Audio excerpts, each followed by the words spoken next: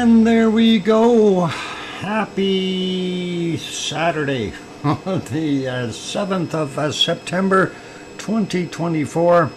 And welcome on board. I'm your host, DrFox2000. You're watching VolcanoX live stream. And lots of people in here. We got Martian spiders and all kinds of things happening. Very interesting. And thank you for the welcomes from Mars and John and Henry and Sue. Saying here, yeah, all good. Winter's coming. You guys are swearing in here. Lizoid, mind your tongue. And welcome on Lucien and John Raper also here. Billy Bob Joe, welcome on board. Let's see, Henry is here. Sue, we got. Lizoid, we got. Yep, I'm going up the list here looking to see who else is in here. I know Layla is on board. Welcome. And Lucien, Henry, yep, going up a little bit more. Mars 2028 we got. Okay, still scrolling up, looking for other wonderful people in the chat. Piggy might still be here. I don't know if she's here or not. And looks like these other ones were earlier, so we'll leave that be for now. So I'm sure we have more people coming in, so it's all good. Anyway, good to have you all on board. And yeah, for the most part, what we're seeing in Iceland is not a heck of a lot happening. Of course, you can see the degassing that is continuing from the original vent area down on the bottom right camera, looking at Sanuka Crater Row. And of course, that steam is still coming out from over there. So something that I was thinking about, so, well, what causes steam? Of course, we've got water, and water causes steam. So there has to be some kind of a water source down there that is being heated up.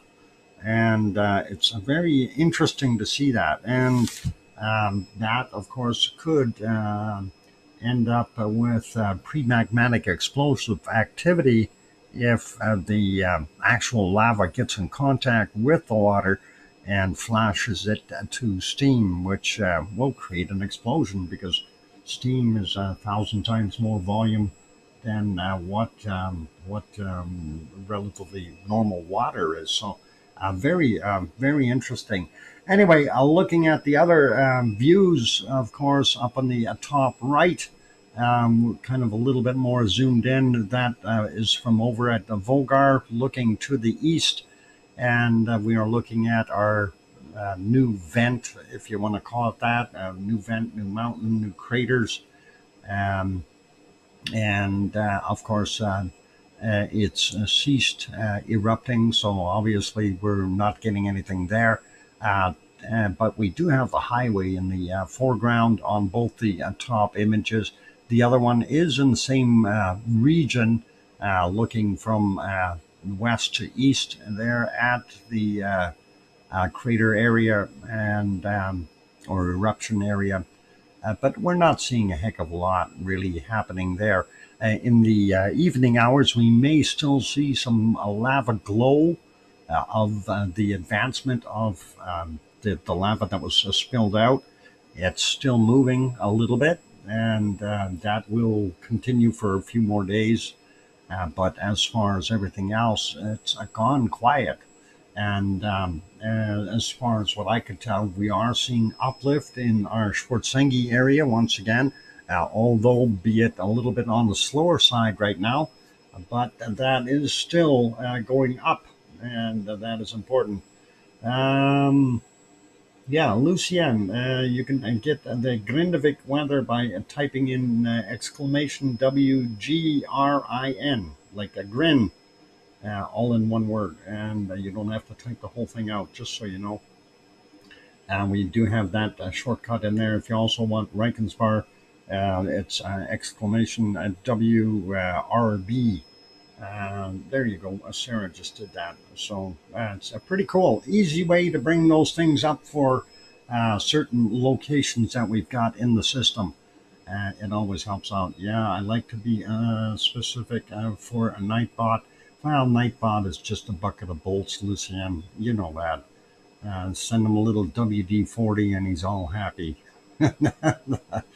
Anyway, welcome to our moderators as well here. That'll be Arizona Snowman and Piggy and Sue, who is in the chat, and CND Boy, as well as Yvonne Kunkel, who's actually over in Sicily, and Redanzo, babysitting Mount Etna, as well as Gura and Siggy and Gary and 24/7 Live, HZ Skies.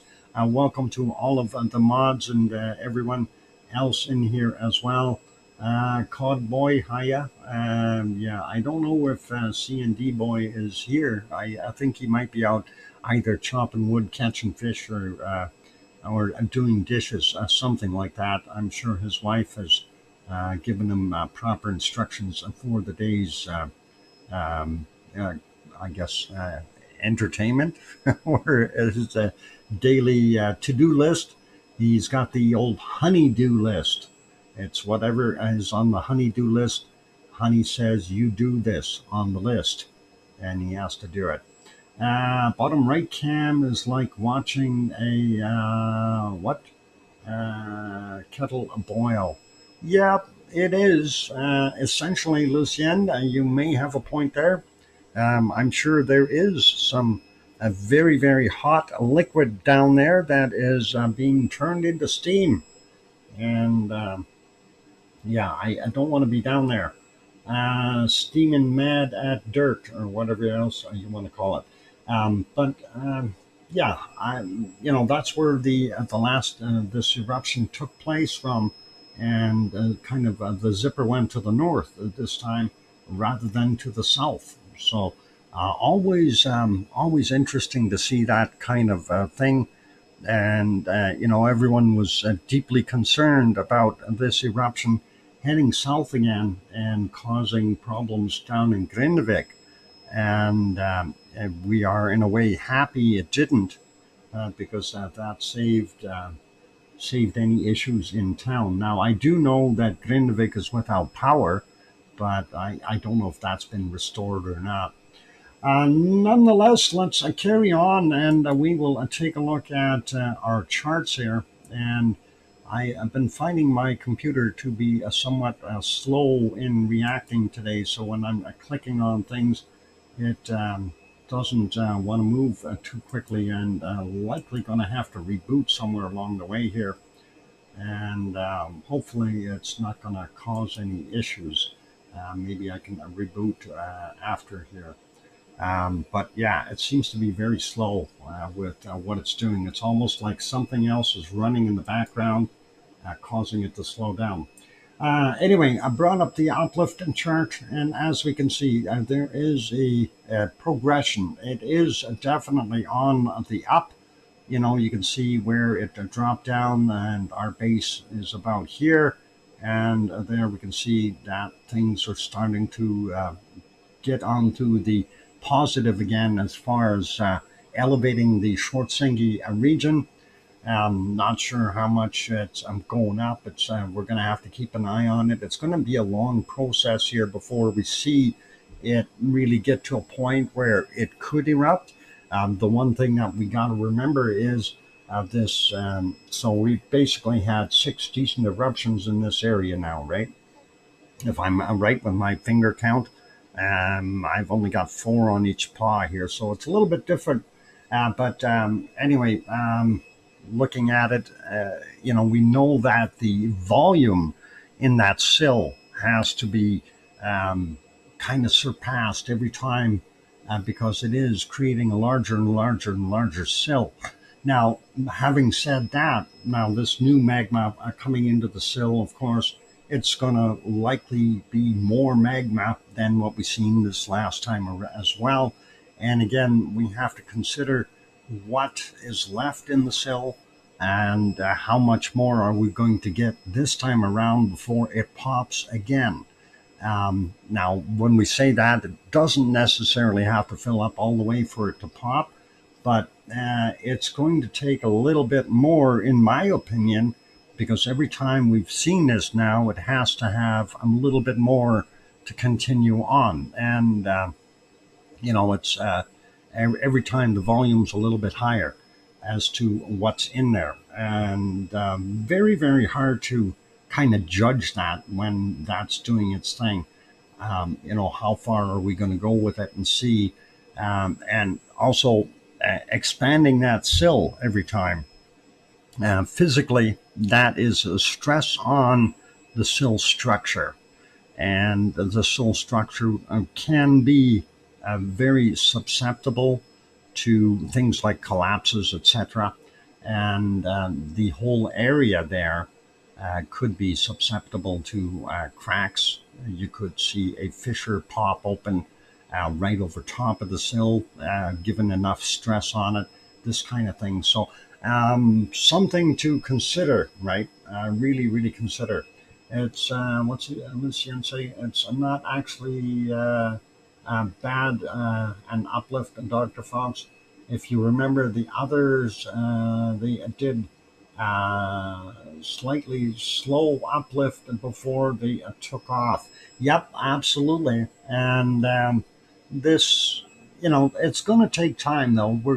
For us to see it get back up to this, the level that it was at, or even surpass if we place that point as a threshold. It's going to take a long time. We're going to see at least a month and a half or so before we see it going up high enough, depending on the inflow. Now, things can change and happen very quickly.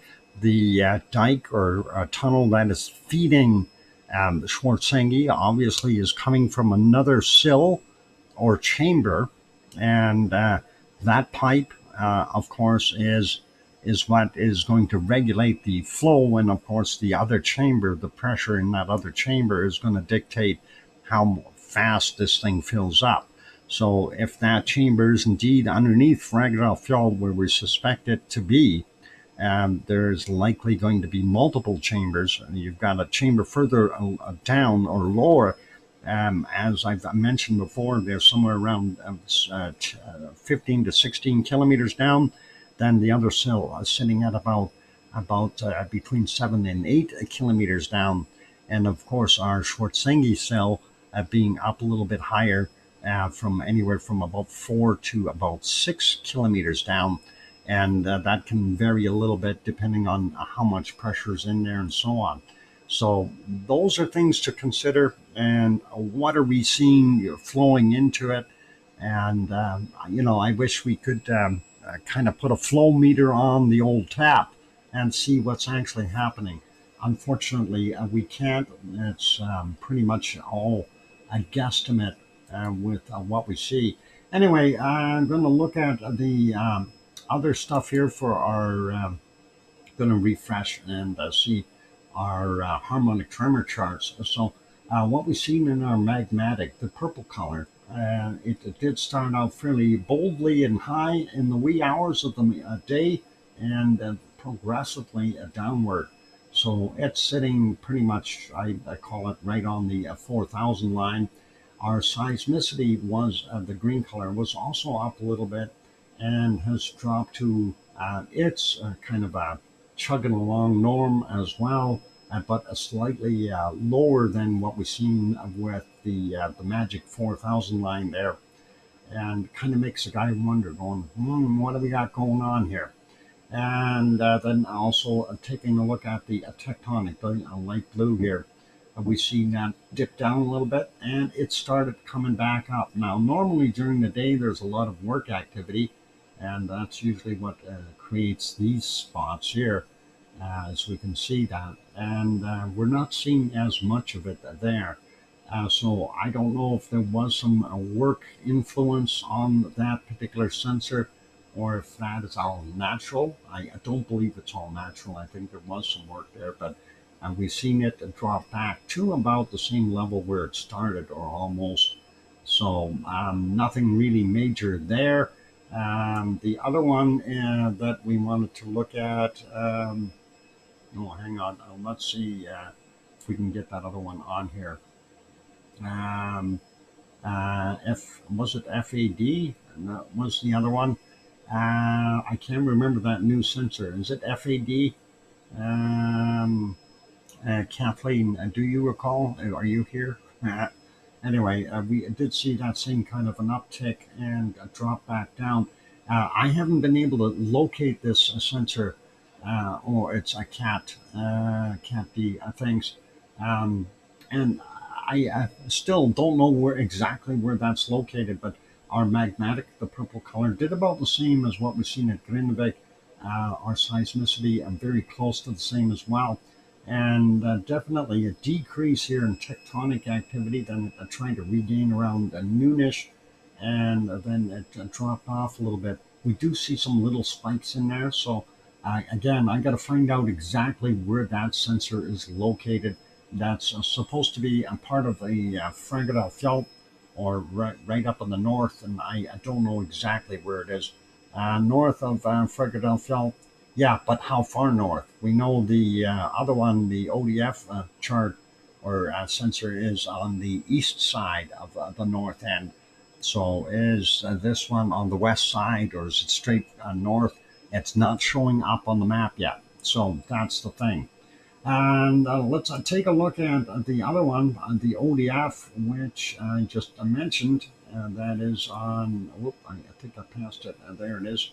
And we see kind of the same action there, a little bit of an uptick in the wee hours, and it dropped down and leveled out a little bit more there. I've not been able to find it myself too. Okay, Lucien, yeah, it's a mystery.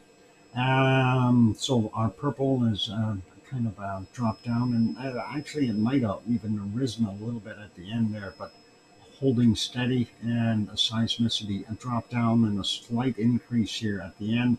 And then, of course, looking at the tectonic, the light blue, it did drop and it did gain a bunch, and it looks like a few spikes in there, and then it dropped again.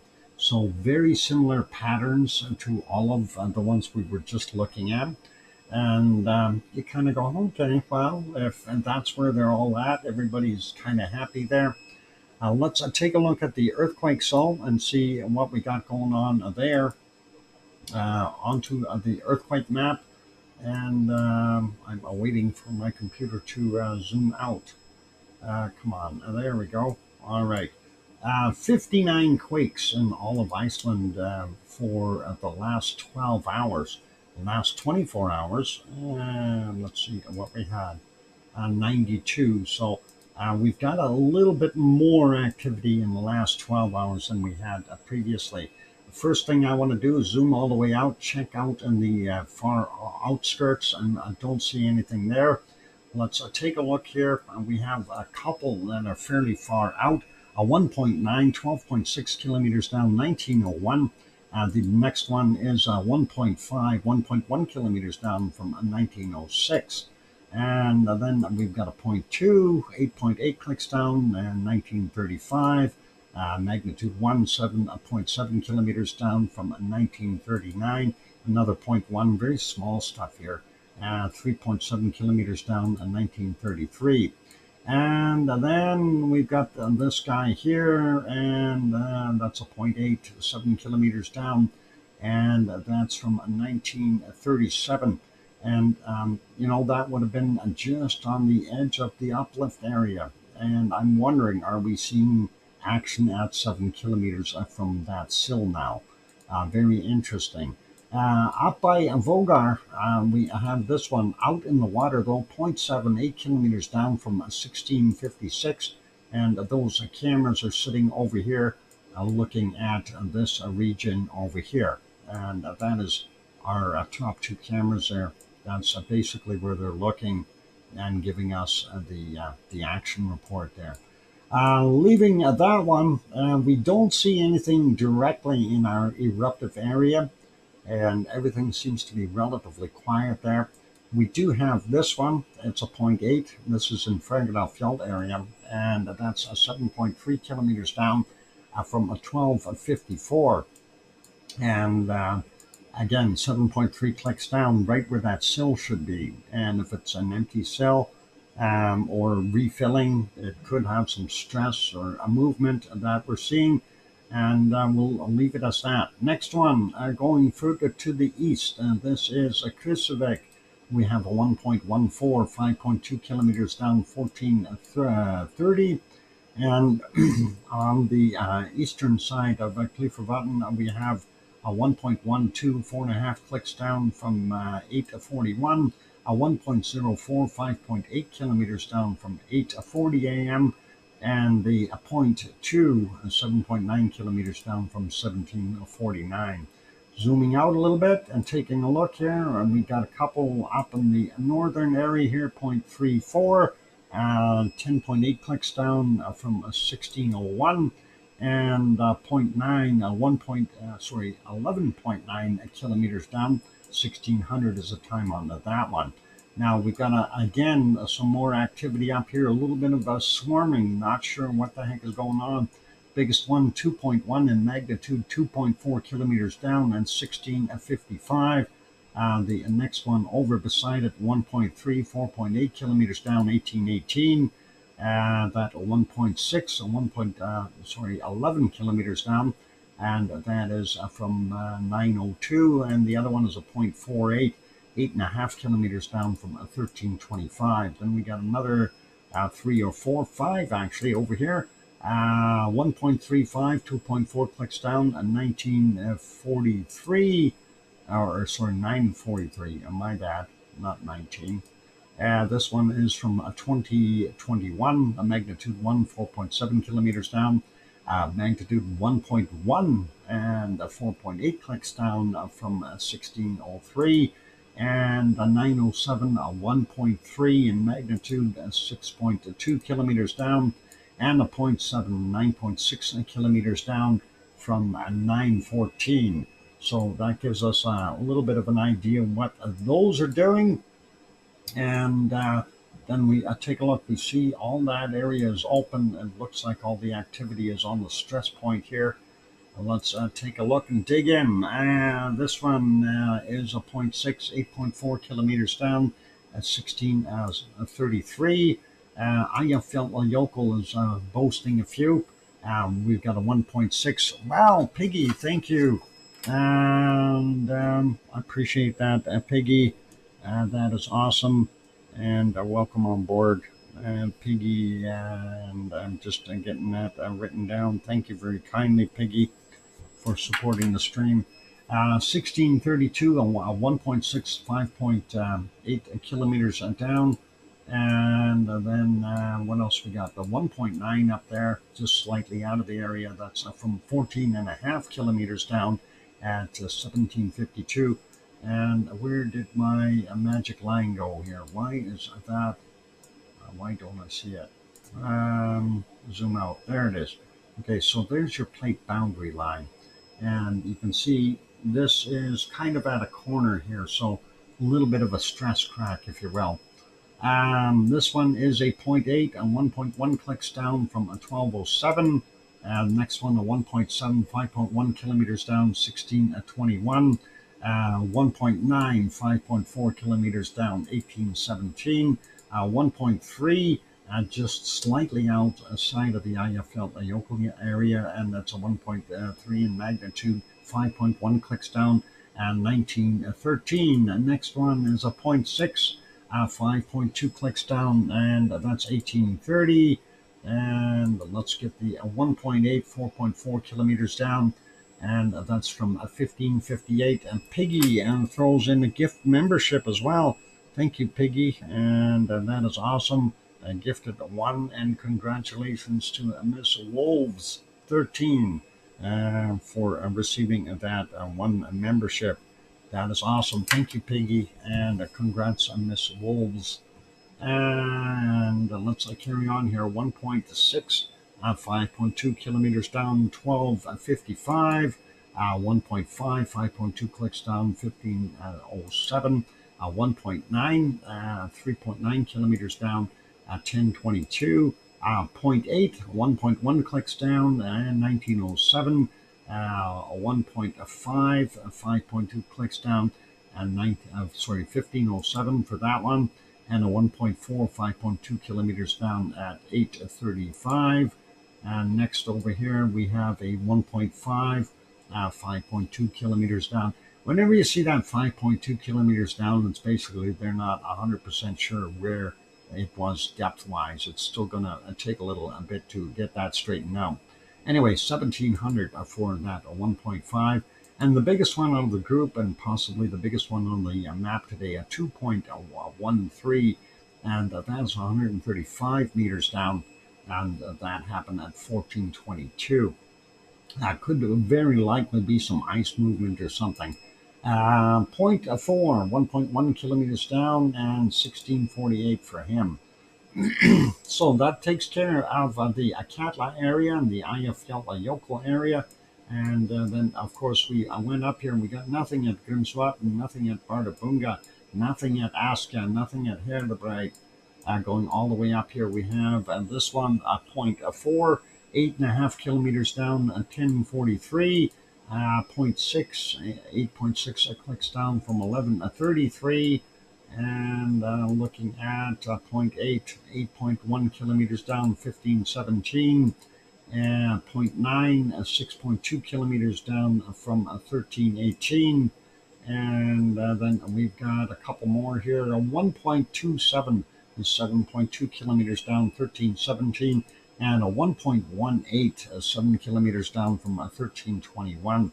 And that's our quakes for Iceland today. So gives you a pretty good idea of what's shaking, and very cool. So pretty awesome. And thanks for the 3-minute warning there, Piggy. Something I did do today here just for, oh, hey, why is that got a black dot or a white dot there? Hey, what's going on with that camera? Uh-oh, the camera is broken. All right, I got that going again. I hate when things break. The other ones are all moving. Okay, we're good. Yeah, just for giggles, I went and brought up to see what real estate is selling for there in Iceland.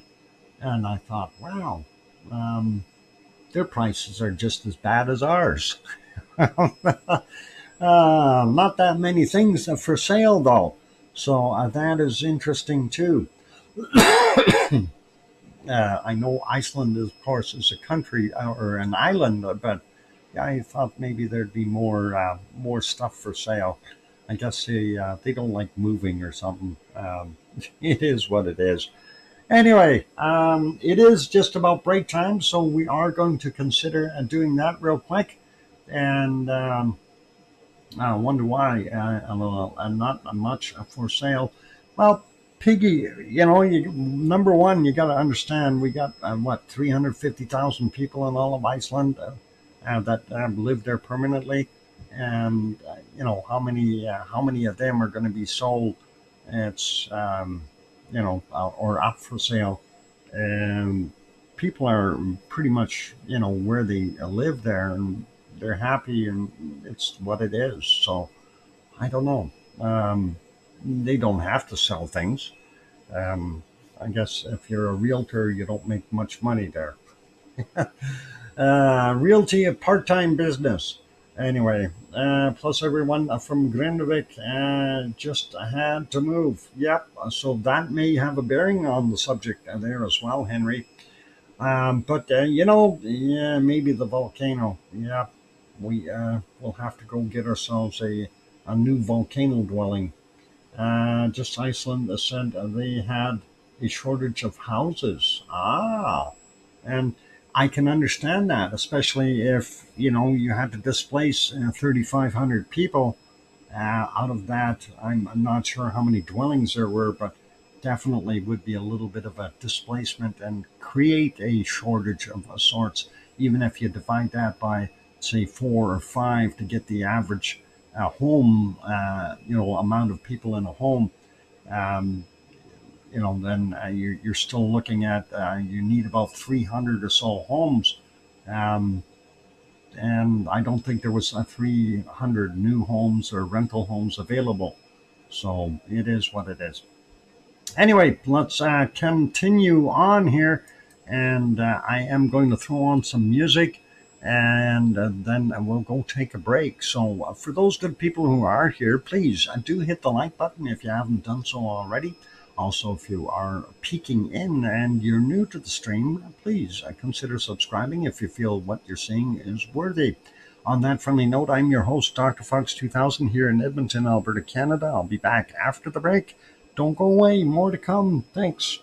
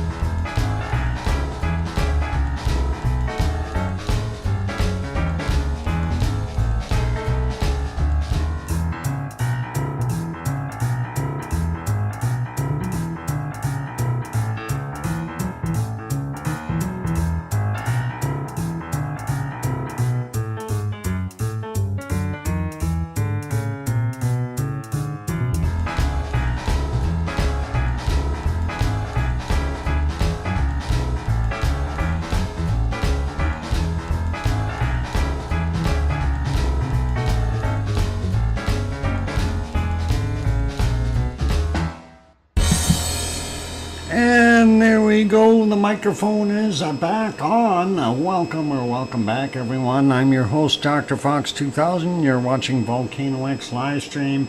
Thank you for the welcome back there from John and from Sue.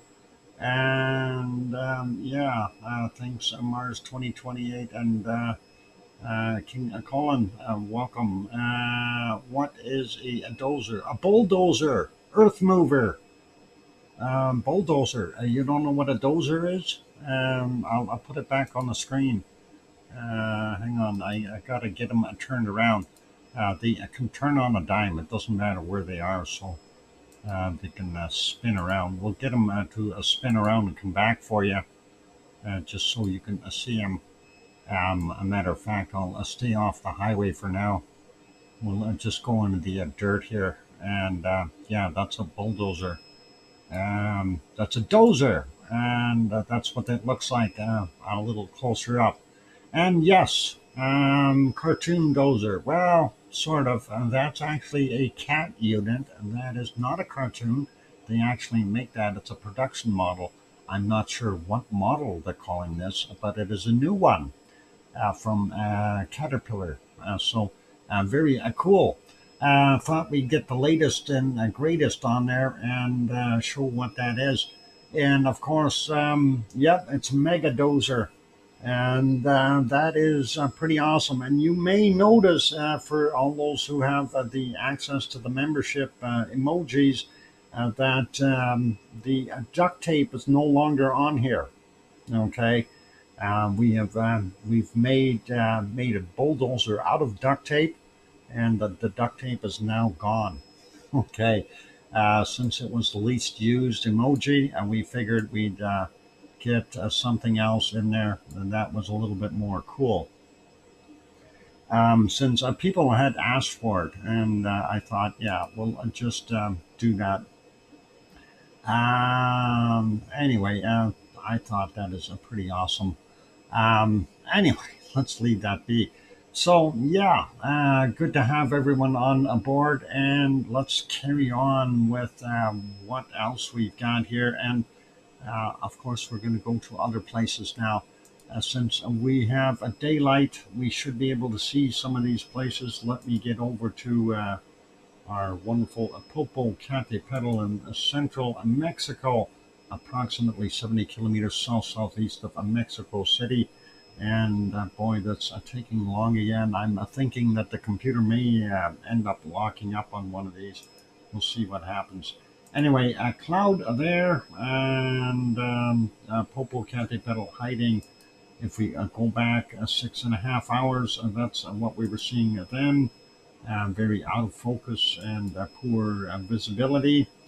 And this is a little bit earlier, 7:25 a.m. We do see some vigorous billowing of steam clouds coming out of the top of that, and then it went back into La La Land here as in hiding. So that is about it. And I went all the way back, and that is just not what we're seeing today. So not good.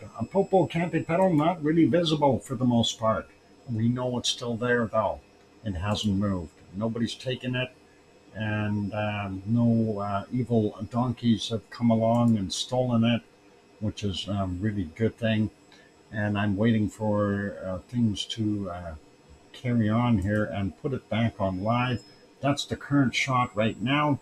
Lots of cloud again for those guys. If we go back, I'm looking to see if we can get out of those clouds. And we do have a little bit of a clearing here. This is earlier, 7:25 a.m. We can see some puffing coming out of our wonderful Fuego down there in Guatemala, Central America. So there's some more shots, 7:10. It's been a puffing like on a regular basis. So, it's a one shot after another. You can see one plume just cleared, and the next little bit of a burp happened, and it doesn't really matter where you go. You see more of it shot after shot, and here you can even see some lava rolling down the hill as it was kind of in the black and white mode. And if we go back into the nighttime mode, I don't know how well we're going to see this one. Let's see if I'm close to it. There was cloud in there, but we do see a little bit of a pop, and we see a little bit of lava coming down the side of the hill. It was only a single one this time. We didn't get those double whammies that we had before. And let's see if we can spot another one here. Here's another one at 3:48 a.m. That one was a little bit more of a prolonged eruption. We can definitely see the plume of lava kind of shooting up and out. So very, very cool. And you can see the material, of course, sliding down at the top of the mountain. Very, very cool in that respect. There was some other bigger ones further back. This one looked like it actually threw out a lot more material. And again, a prolonged eruptive activity. You can see the plume still up there. It didn't die out. It's not just an explosion. It is a little bit of an extra get up and go. And that takes us back to one more here. And that one didn't have as much get up and go in it. So we'll put that back on live. Unfortunately, live is showing a volcano gray. You can kind of make it out when those clouds dissipate a little bit, but not by much. And again, that is a Fuego in Guatemala. Let's make that one smaller. Go to our next one. I think I'm going to leave this one out from now on because that's a Conception volcano in Nicaragua, and it's not doing a heck of a lot. What else? Do they have other ones there that are working? We have that one. I'm just trying to see. Let's say a crater, Monotumbo. Does that have any pictures? No, it's forbidden. Cerro Negro. Does that have a picture? Well, there's a Cerro Negro and Nicaragua. We'll leave that one in its place for right now.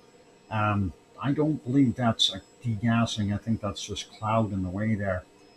But that definitely looks like just a big pile of lava rubble.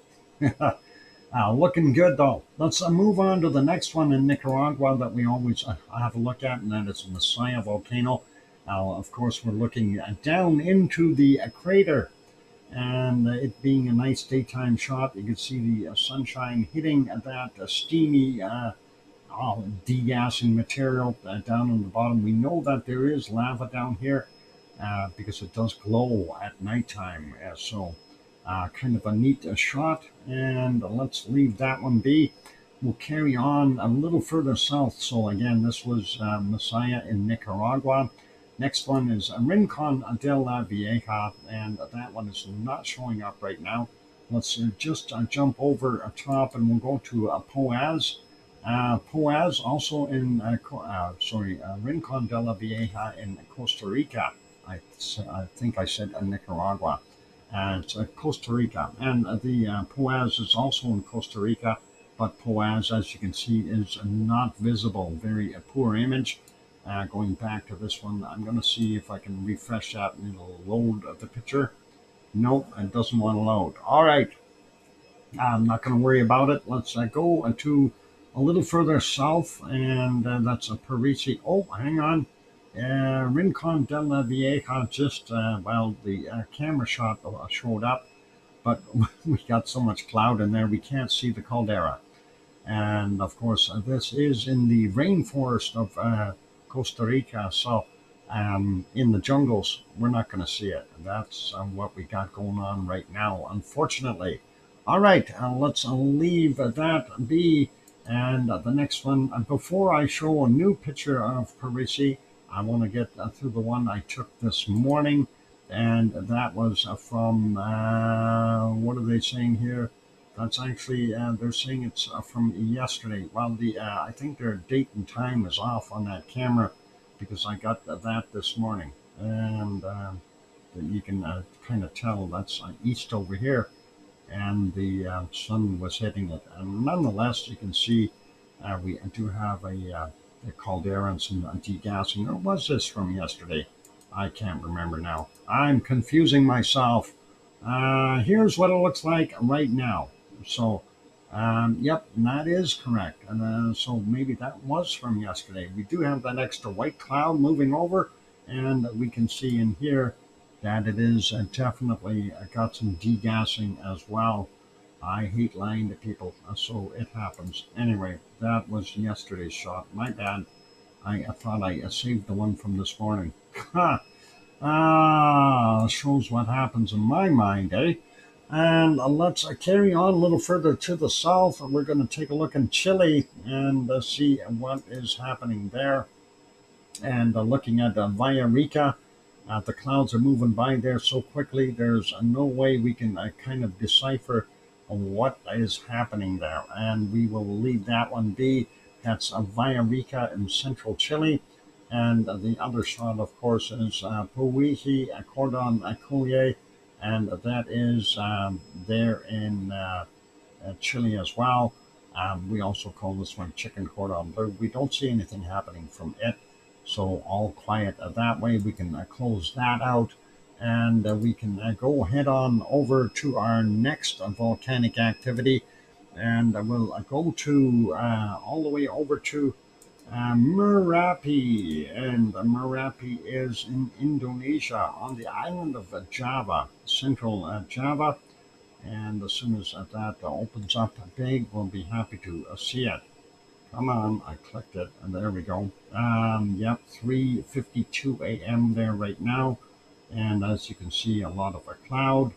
If we go back a few hours, we can see a little less cloud, some more stars, but we also see some lava.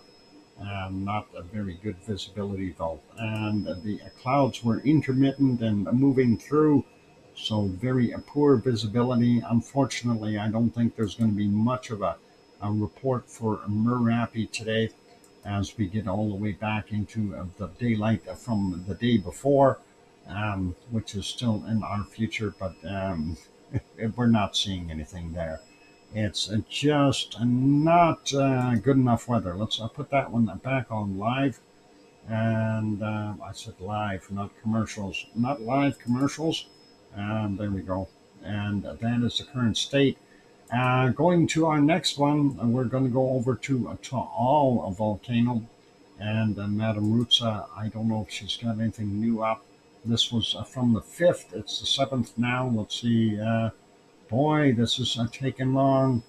I don't know why it's taken forever. And it doesn't look like she's got anything happening there either. So the latest one is from the 5th, and we've already taken a look at that. Let's leave the Philippines, and that is Taal in the Philippines on Luzon Island. Let's go over to the North Island of New Zealand, and we're going to get that one rolling. Of course, today is Sunday there, and it being Sunday, we are watching their flea market. Yay! You can get all kinds of fleas there for just really a few bucks here and there for a nice trained flea. I have no idea. I'm going to leave the fleas alone. Anyway, way over here you can see kind of a light spot. That in that hazy cloud back there, that is our Mount Ruapehu. The lake itself here is the caldera for Taupo, and it is a supervolcano. Every once in a while it'll burp a little bit, but we haven't seen any major eruptions for, 1.6 million years, so it's all good. Back then, I don't think there were too many people around. Anyway, looking at the flea market, looks like it's all good. Looks like it's a little bit windy there. A temperature 51 degrees Fahrenheit, 11 Celsius, and winds coming out of the west-southwest at 16 miles per hour or 26 kilometers an hour, and the current humidity is 65%. Thank you, Sue, for bringing that weather up. And it's all quiet there, so we can leave that place be and not worry about it so much. I should do a flea ice cream for Lizoid. Well, hey, while we're here, you can go buy a couple, um, or maybe you can get some leftovers, and I'm sure they'll have some ones that perished. We can grind them up, freeze them, and grind them up, and add them to the ice cream there, Sue. It'll work. I'm sure Lizoid will be happy with it. Uh, e, e, yeah, John, you don't need to have any. Not of the flea ice cream. All right, let's leave that be. Let's go to our next one, and we're going to have a quick peek. Oh, I forgot to make those pages smaller. I hate when I do that. All right, what's going on? Okay, got that. And now I need to go over to Hawaii. There we go. I found it, and maybe it will even help me to go a bigger screen. There we go. Everything is so slow. What the heck is going on? I got a sneaky hunch I'm going to have to reboot soon. Anyway, we see what's going on, and it's not a heck of a lot. Very, very little degassing. Humidity level nowhere near as what it was yesterday for that steam popping out. It's a lot quieter looking. We do see it in its usual spots, though, down here and out in this field, very little, but along the edges here. And then you'll have the occasional wisp coming out of these regions and up in here as well. So very interesting that way. Let's put that back. That is live. If we go back a little bit to the early dawn hours here, we can see it a little bit more accessibly there. A little bit more steam or dew burning off in the morning as the sun starts to hit things, and it just makes it look a little bit more noticeable when the full blast sunlight isn't on it yet. So let's leave that one there. We're going to put that actually back to live and make that smaller, and we'll go over to the USGS map. And let's see, oh, it has gotten back to where it was yesterday. So USGS map, of course, the what we call the Hawaii map. You can type in Hawaii map, all one word, and it'll bring up the link for it. It gives you this map with all of the different sensors on it, as well as everything else. So including the latest quakes, and there's a 2.9, a 0.7 of a kilometer down, and that's actually 1.05 kilometers down, and magnitude 2.92 happened at 14:30 today at their time. So yeah, pretty cool. 14:32. Hang on, that's not right. Their time. That's got to be our time.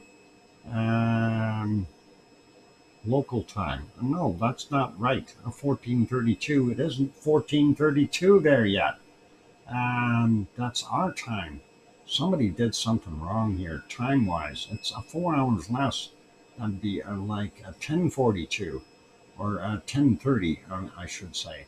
10:30, not 14:30. Yeah, that's kind of where we're at. Local time, maybe that's what they meant. It's our local time. Nonetheless, you can take a look at this map, and of course, there's all kinds of other functions on there that you can see. Why is this not going back? There it goes to its original. When you get onto that map, typically it's going to look something like that. Anyway, like I said, all kinds of stuff there. You can go peruse those quakes on your own if you so desire, as well as some of the camera views and so on. All good. Anyway, let's take that back off of there, and we'll head back over to Iceland and leave it on here. And there you can actually see some of the lava glow starting to shine through. It is just about 9 p.m. there in Iceland, and you can see the lava moving forward a little bit. And I don't think it's going to be any kind of a concern for the highway. It's still quite a distance away from it. and I don't think there's any more pushing on it. So they may end up just kind of bulldozing a berm / trench in there if it gets a little bit closer, just to make sure it stops. But that's what we got over there. Let's leave us on the multi-screen, and it is a top of the hour. It is a 2, Sue. So for those good people who are here, if you have not yet bopped that like button, give it a quick shot. Also, if you have not yet subscribed to the channel, consider subscribing if you're enjoying the content. And I am going to go for a Pepsi break. So keep smiling, everyone. When we come back from the break, we will have bacon seeds. Yeah, bacon seeds. We like those. And then we'll carry on from there. Keep smiling. Hit that like button. And I'll be back. Here's some music. Don't go away. Thanks.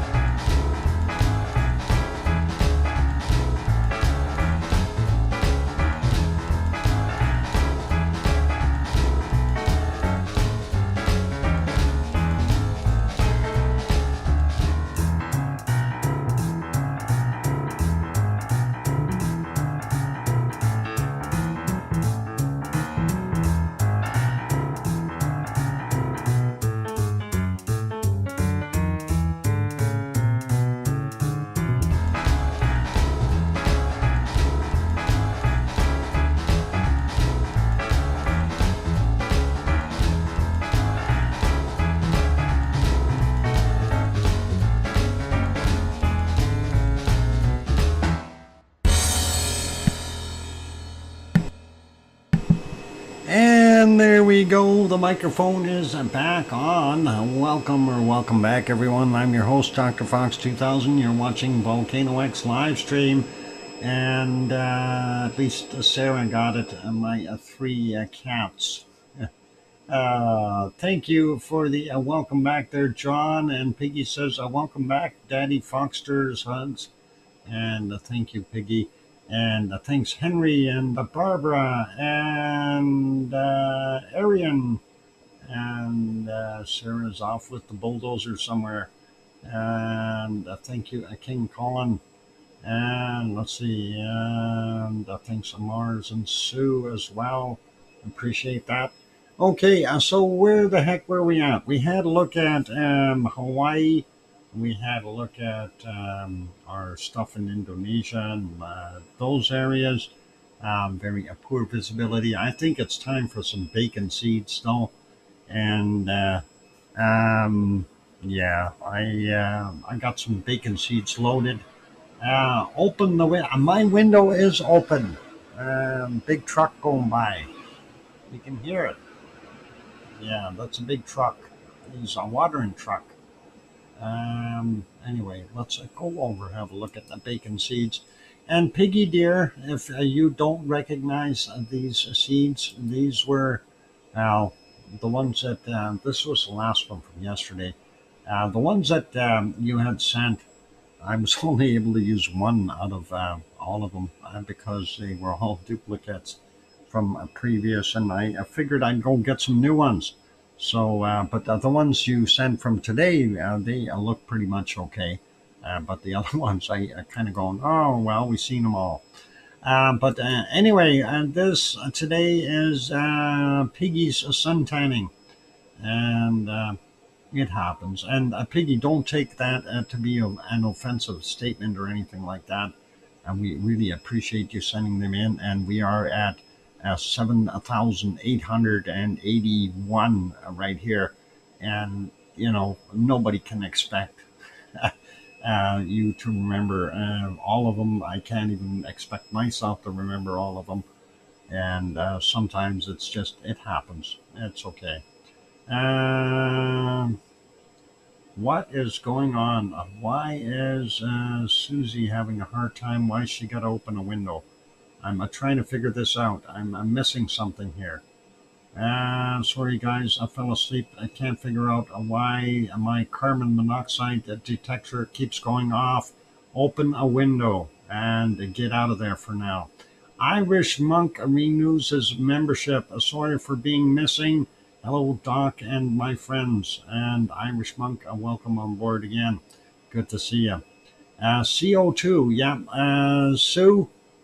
Susie, please I'll open the window and open your doors and get out for a while. Especially if you're in a lower suite, carbon CO2 will sit down lower. It is heavier than a regular oxygen.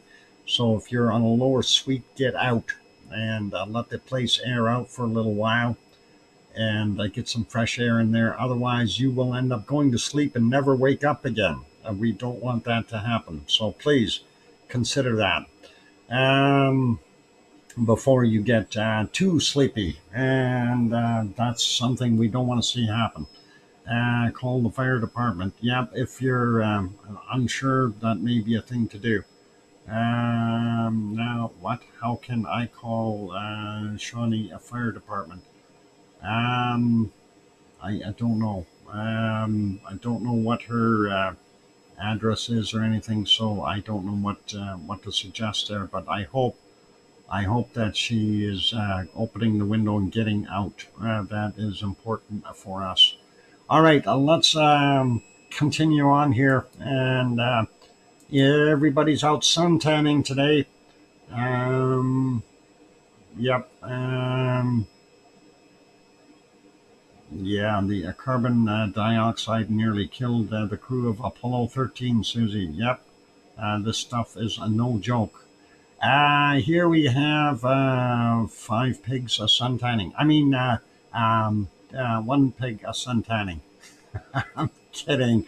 The lovely ladies are all sun tanning. I guess that one must be a lady as well.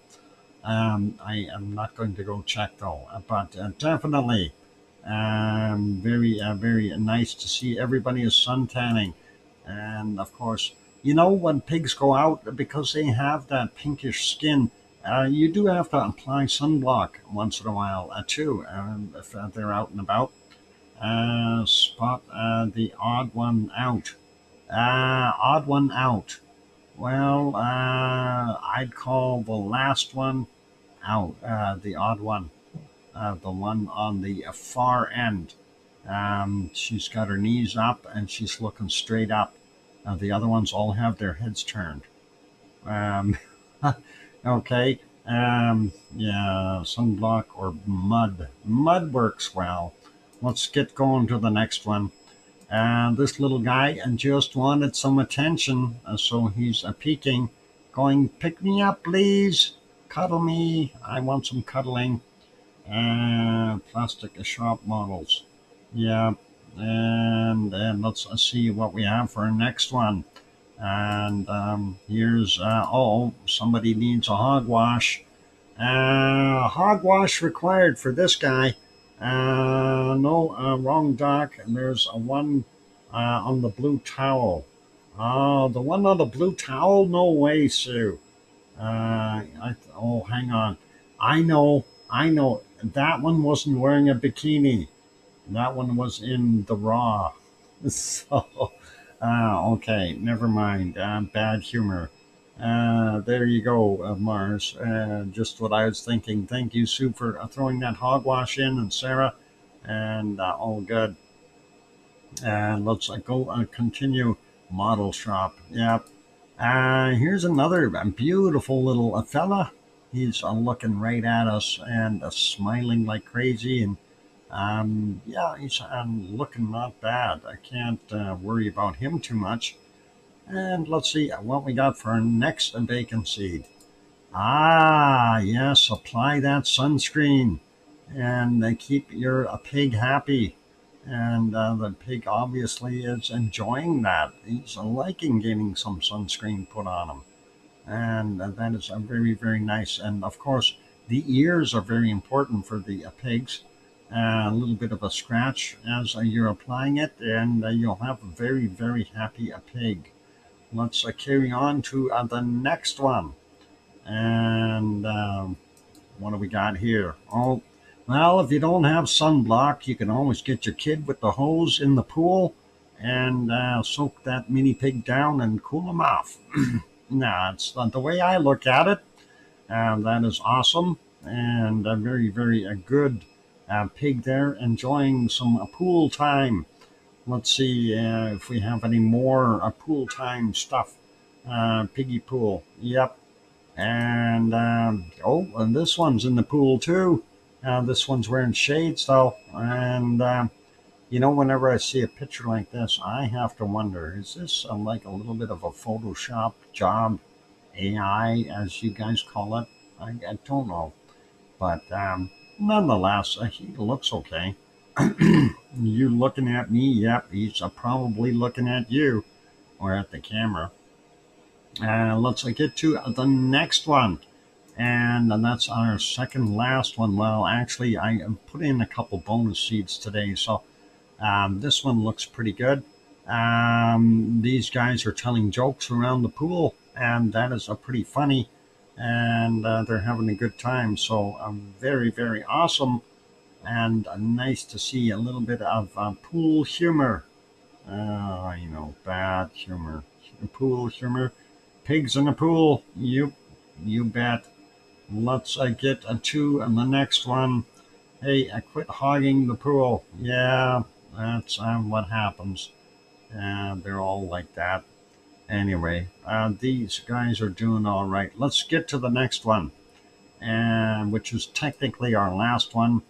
And this one was enjoying a little bit of sunshine as well, laying on either mommy or daddy's lap, or likely mommy, and some little kid in the background. Obviously, the pig is enjoying his or her stay, and they are very a smiler. You bet. And very, very smiley at that. I like that one. It looks like a happy pig. And let's continue on. And aw, this is an awe moment. As a mama pig and the baby pig, and they're doing the snout bopping. And again, you notice how mama puts her snout lower than the baby's snout. That is always a kind of a sign that you're allowed to snuffle and give kisses and things like that. So all cute. Yep. Uh, yeah, quite cute. Absolutely, mama kisses. And let's get to the second bonus bacon seed, and that is this one. These guys are enjoying an apple. That's the old saying of an apple a day keeps the doctor away. Or is that, maybe it keeps the slaughterhouse away? I have no idea. But they're definitely, looking at the size of the apple and looking at the size of the pigs, um, I think they're doing all right. That's small pigs, big apple. Wow. A little bit of a munchy feast for them there. Hopefully, everybody gets some. Anyway, that's our bacon seeds for today. And we'll thank Piggy for a few of them. And watch out for donkeys. Yep, that is very important. Watch out for donkeys. They're piggies. And the donkey will come along and he'll steal that apple. You must eat it now. Anyway, that's what we got going on there. So all cool. And that's our wonderful pig bacon seeds for today. And what? Didn't stand a chance. Oh, what the heck are we talking about? Um, okay, yes, Barbara, those days were killed by an army of North American tourists armed with smartphone cameras. Smartphone cameras? You mean smartphones have cameras? Wow, interesting. Never mind bad humor. All right, we'll leave bad humor away and we'll go over here. It is a very early morning there in Japan. And let's see if we have an ice cream boat. Oh no, our ice cream boat just left. Oh no, Sue, the ice cream boat has just departed. There is another ice cream boat though. Never mind, you can go use that one. The other ice cream boat is docked, and they have some other boat here as well. So ice cream boat. Hey, John. 1, 2, 3, 4, 5, 6, 7. Hey, John, don't be a glutton. 5 emojis. What? Share these documents.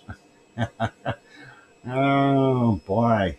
I have to put down that emoji rule. Your lucky piggy didn't see that there, John.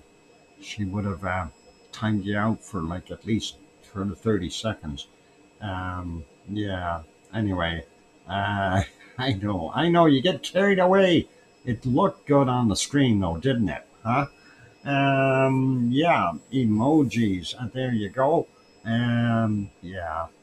Anyway, we'll let it slip this time, John, but don't let it happen again until next time.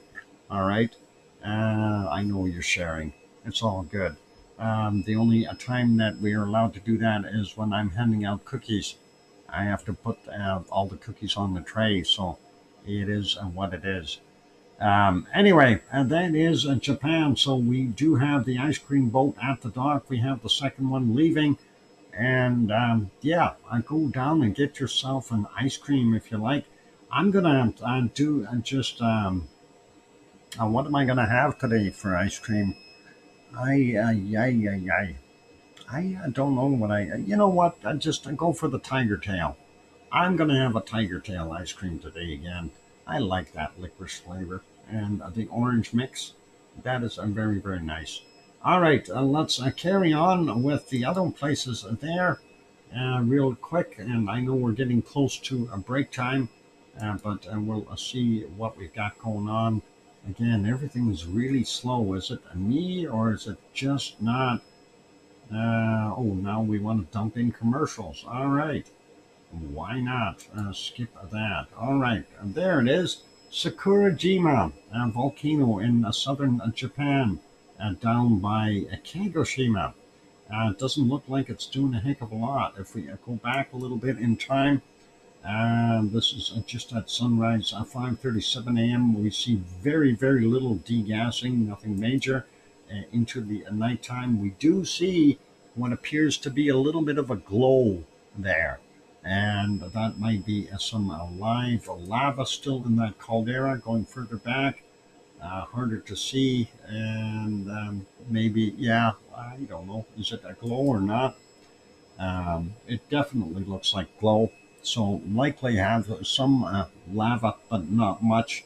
And here we definitely see a little bit more. So that's 1 minute after midnight, and we definitely see the lava glow. So all right, going back a little bit further here, about a half an hour earlier, about 11:30 almost.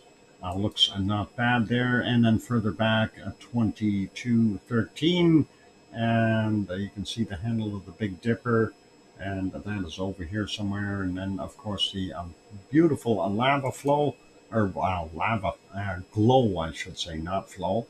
And that's kind of what we got going on there as we go back in time. So definitely visible, just not showing us any lava on the outside of that wonderful caldera.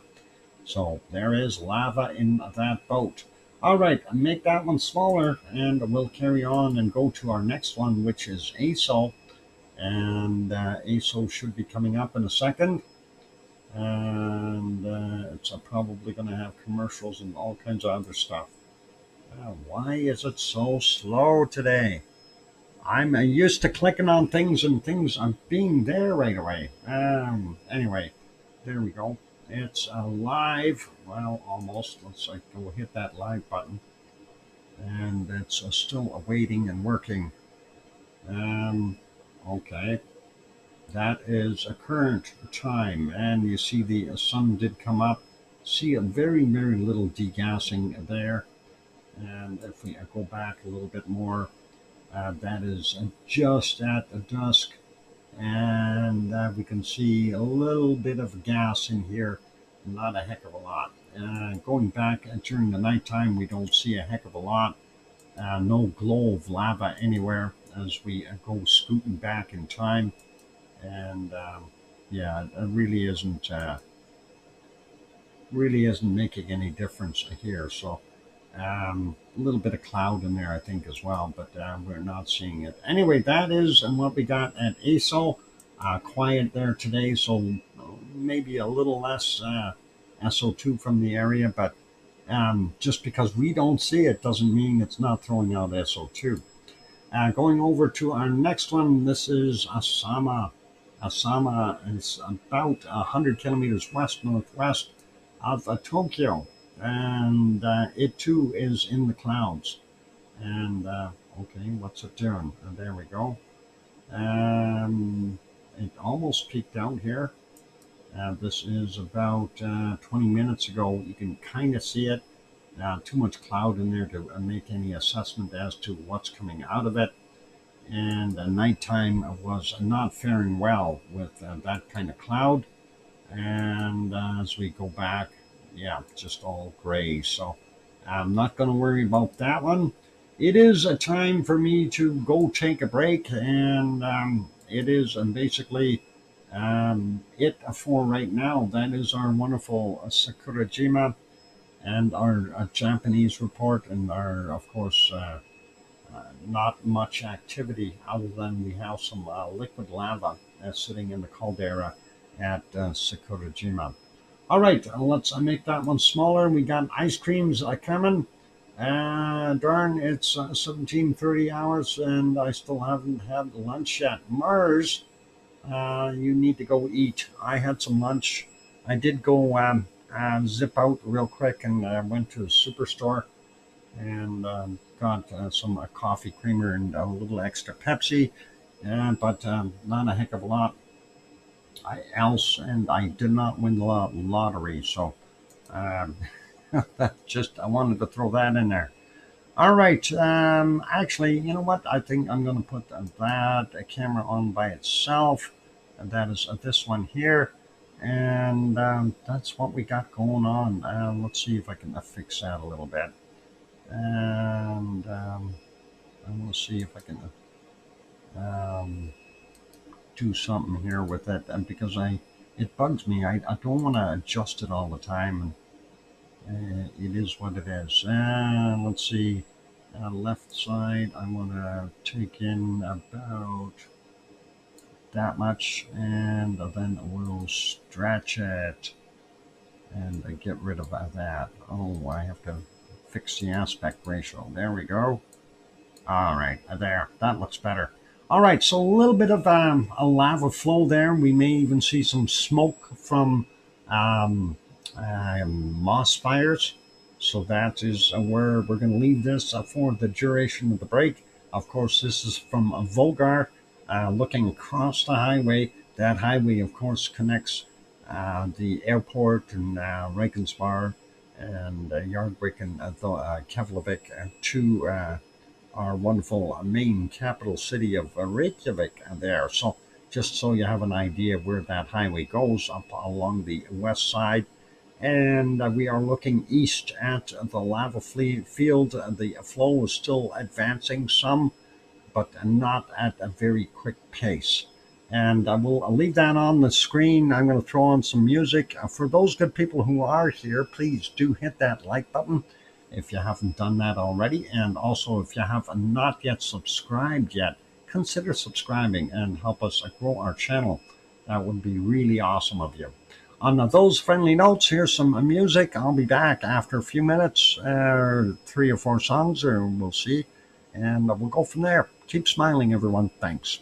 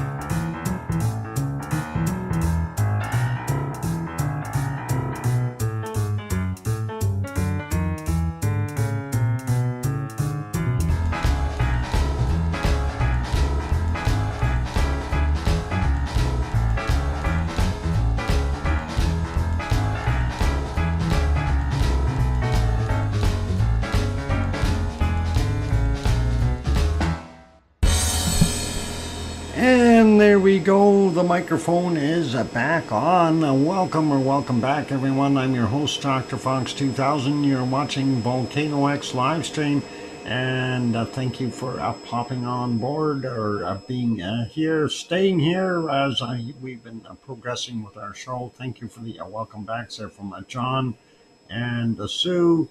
I like this camera by the road. I like this camera too. By the road. It shows lava. And thanks, Mars 2028. And Sharon Stewart going, I hear you, Dr. Fox 2000. Awesome. And King Colin, thank you for the welcome back. And Kathleen as well. As let's see, who else? BPS saying welcome back, Doc. Awesome. And good to have everyone on board. And of course, we've gone through our other stuff already, so it's a time for the volcano report. So we will get at that, and we'll go take a look and see what's happening. So late Friday's volcanic activity, we had 3 volcanoes on that list, starting out with Reventador in Ecuador. Discrete volcanic ash emissions to 14,000 feet or 4,300 meters reported at 2015. Next one, Fuego in Guatemala. Intermittent to occasional volcanic ash emissions to 15,000 feet or 4,600 meters reported at 2130. Next is Ibu on Halmahera Island in Indonesia. Volcanic ash to 9,000 feet or 2,700 meters reported at 2,100. And that's yesterday's activity. And today we only have 7 volcanoes on the list, and we shall continue and start out with Sangay in Ecuador.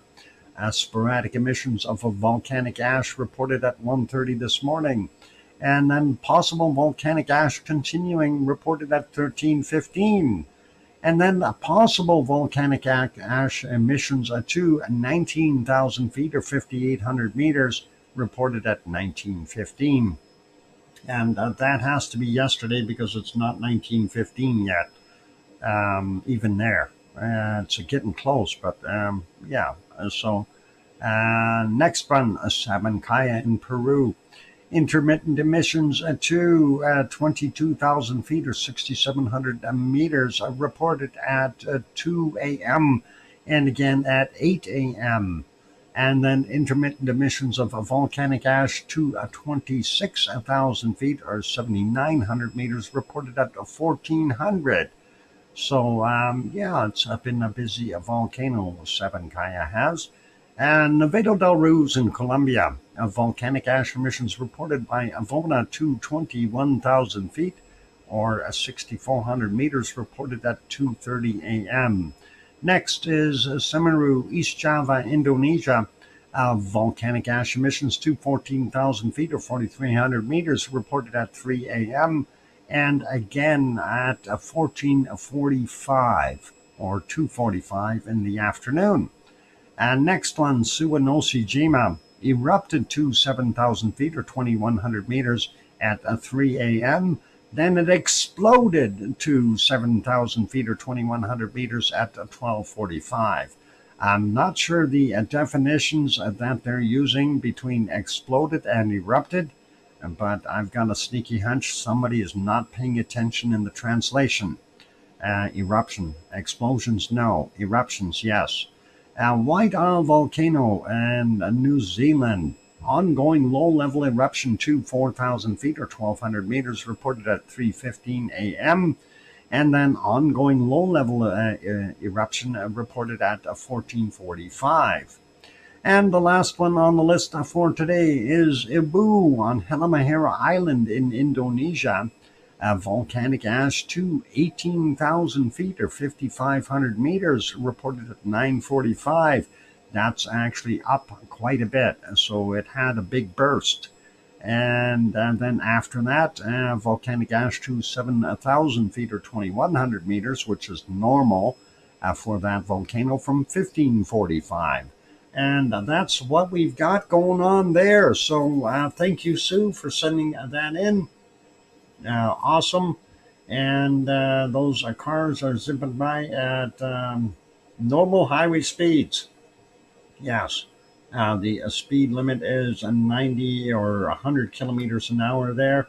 And on occasion, you'll see somebody going by, like that guy, maybe or that guy, or this guy, or that guy, at about 110, or that guy. Yeah, it does happen. I noticed, in some places like that, the speed limit is merely a suggestion, right? Uh, it is what it is, though. A little bit of fun there. Anyway, that's our wonderful volcano report for today. And again, thank you, Sue. And let's get over and take a look at what we got happening earthquake wise around the world. And we'll get us to the earthquake map. And that is fairly up to date. Let's go take a look and see what we got going on. So zooming in a little bit, and we'll get to our other stuff down there later. I know that's a sizable quake by Japan. Kamchatka Peninsula, all quiet. Looking at the Aleutian Islands, pretty much all quiet. We got a couple little ones here. Three, that is from yesterday at what is it?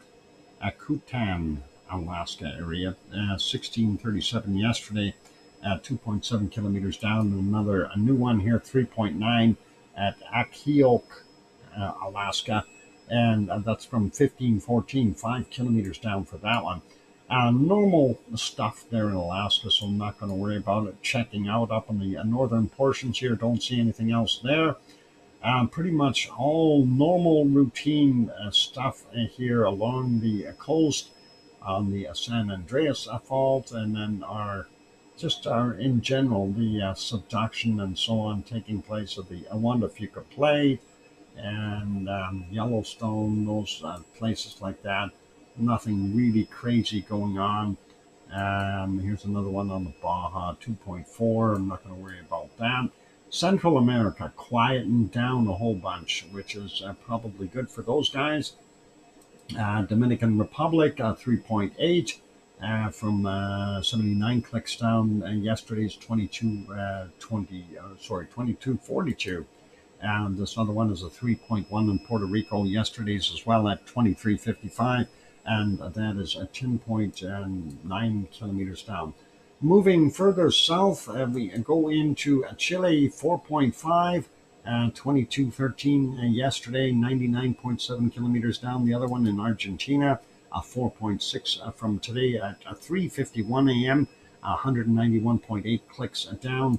Now we do see this one, and that is basically, well, what do they call it? Southeast of Easter Island, a 5.4, and it looks like it's pretty much or very close to the fault line here, and indicating something is moving.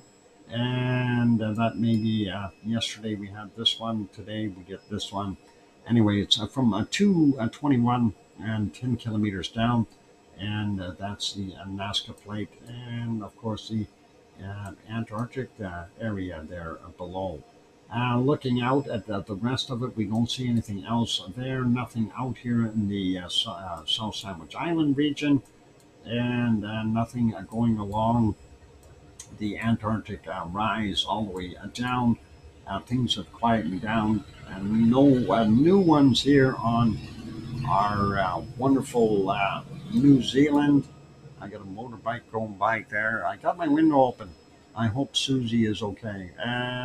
Speaking of that, and of course, looking at what we got here, all good in the Kermadec region. Tonga had a little one, and that's a 4.8 up in the northern end. That's from yesterday at 1655, 90.2 kilometers down.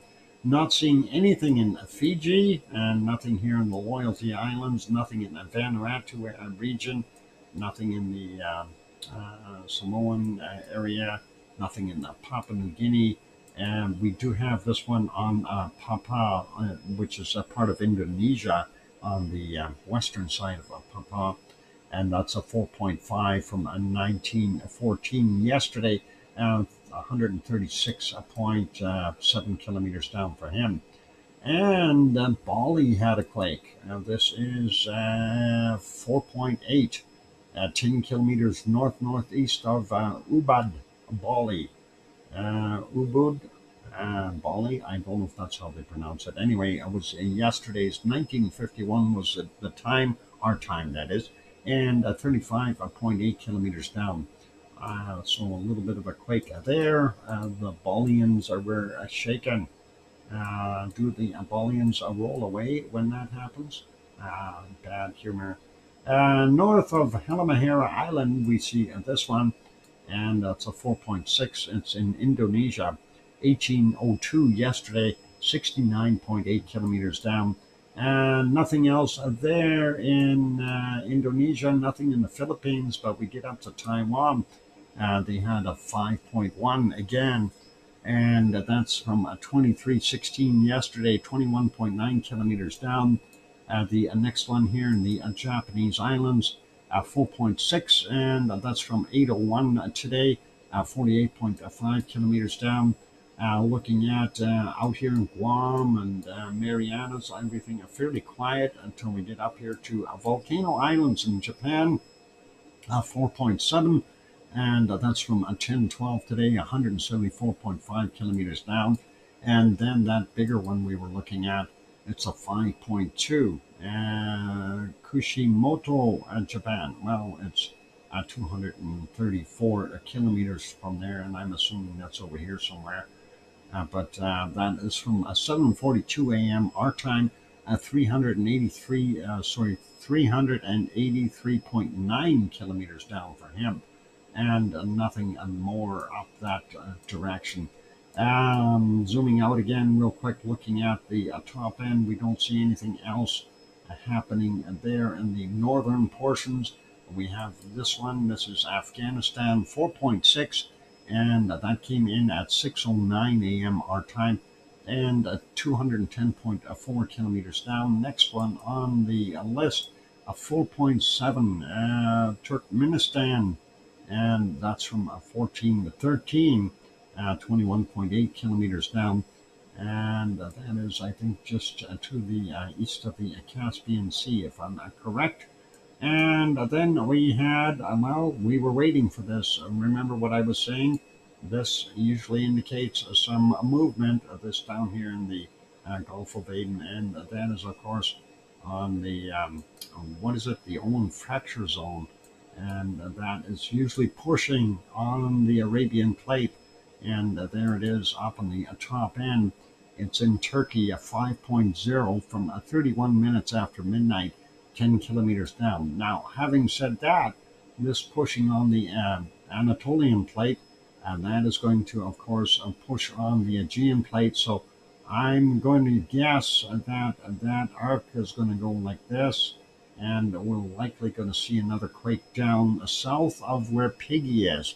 And thank you for the 5-minute warning there. And so hopefully it's not going to affect Piggy too much, but that is a good size jolt. And we don't see anything else in the Aegean area, nothing around Turkey, or sorry, nothing around Sicily or Italy, and nothing out here in the Azores. And going up and looking at the rest of the mid-Atlantic ridge, don't see anything else out there. Let's take a quick peek at Hawaii. Now, the Hawaii map, of course, is where you can go to make reference to all of these things. And there are a bunch of quakes out there. And again, we're not going to hit every one of these. I just want to point out some of the sizes. We've got a 2.6 here.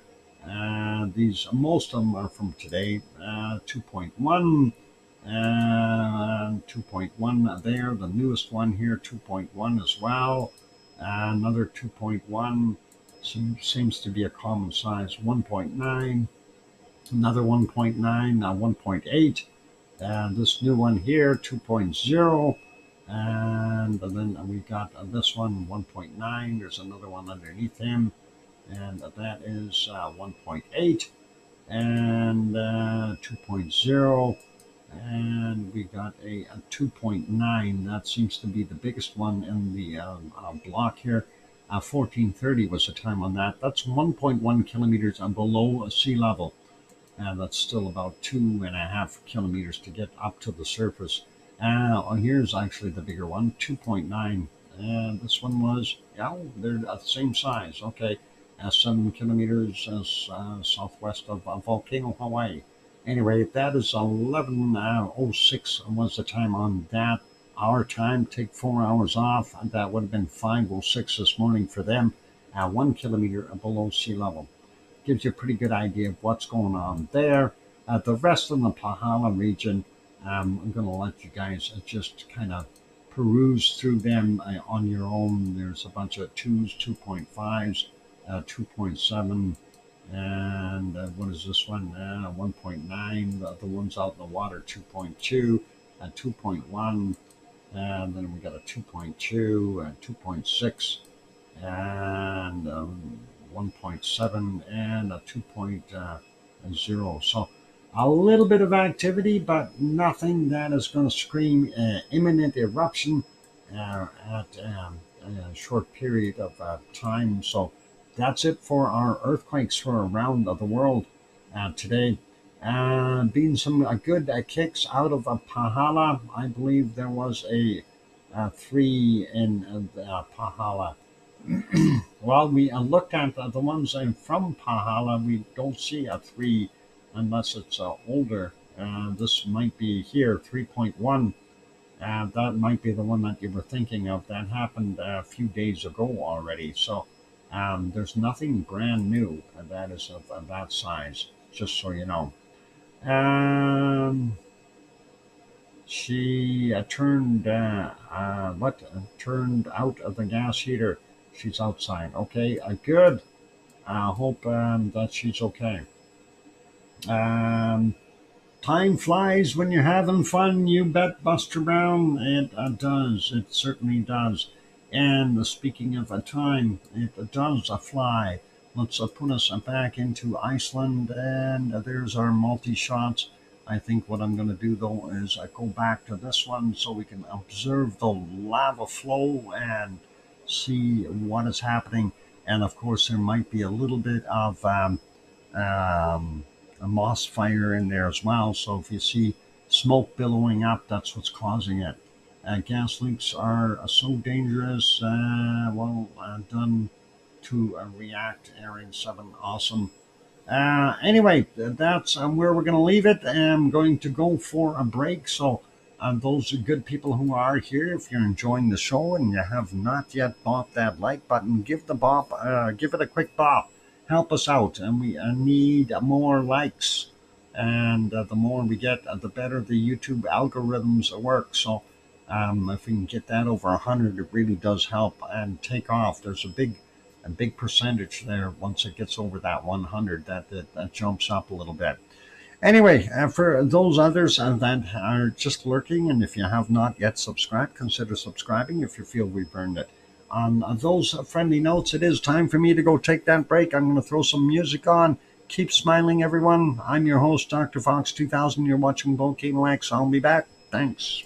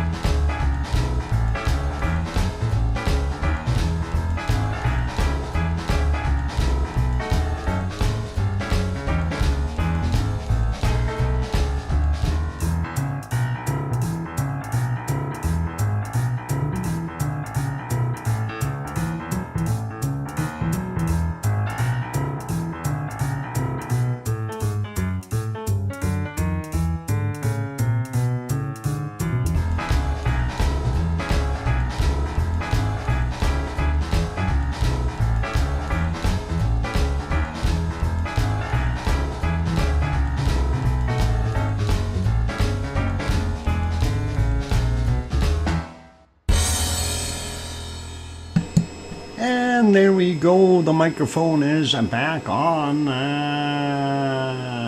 What? Half about Ragnar feels like what? Feels like young again. Okay. Ragnar, young. Okay. Thank you. And welcome, Yvonne. Good to see you. And thank you for the welcome backs from Layla and Sue and Mars and Yvonne, of course, and everyone else. Good to have you guys on here. Ragnar, yeah, I'm kind of confused about that. Have about Ragnar. Yeah, Etna. Etna is a big mountain.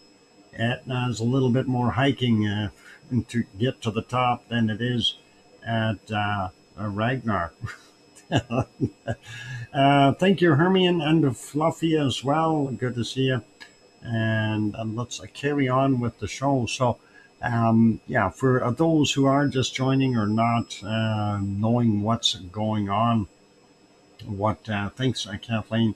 What we're seeing on the screen is just the residual lava flow that is still liquid enough to be affected by gravity and moving a little bit. And we're going to see that for another day or two or three yet as it slowly cools down and solidifies. Yep, a runoff, if you will. That's all pretty much it. So it's still advancing very, very slowly, though, and not going to be any detriment to anyone there. To Manas Kosas today. Oh, Kuzas, if I said that right. To Manas Kuzas today. Okay, to Manis. Oh, Uzos. Uzos is what you're trying to say. Too much blue stuff. Okay, and that'll do it to you every time you're typing and will go sideways. I'm okay. All right. Well, at least you won't feel any pain from your legs or your feet. Ja, she's beschluckt. Ein bisschen beschluckt. She understands that. It's all funny. Anyway, yep, yeah, it's all good.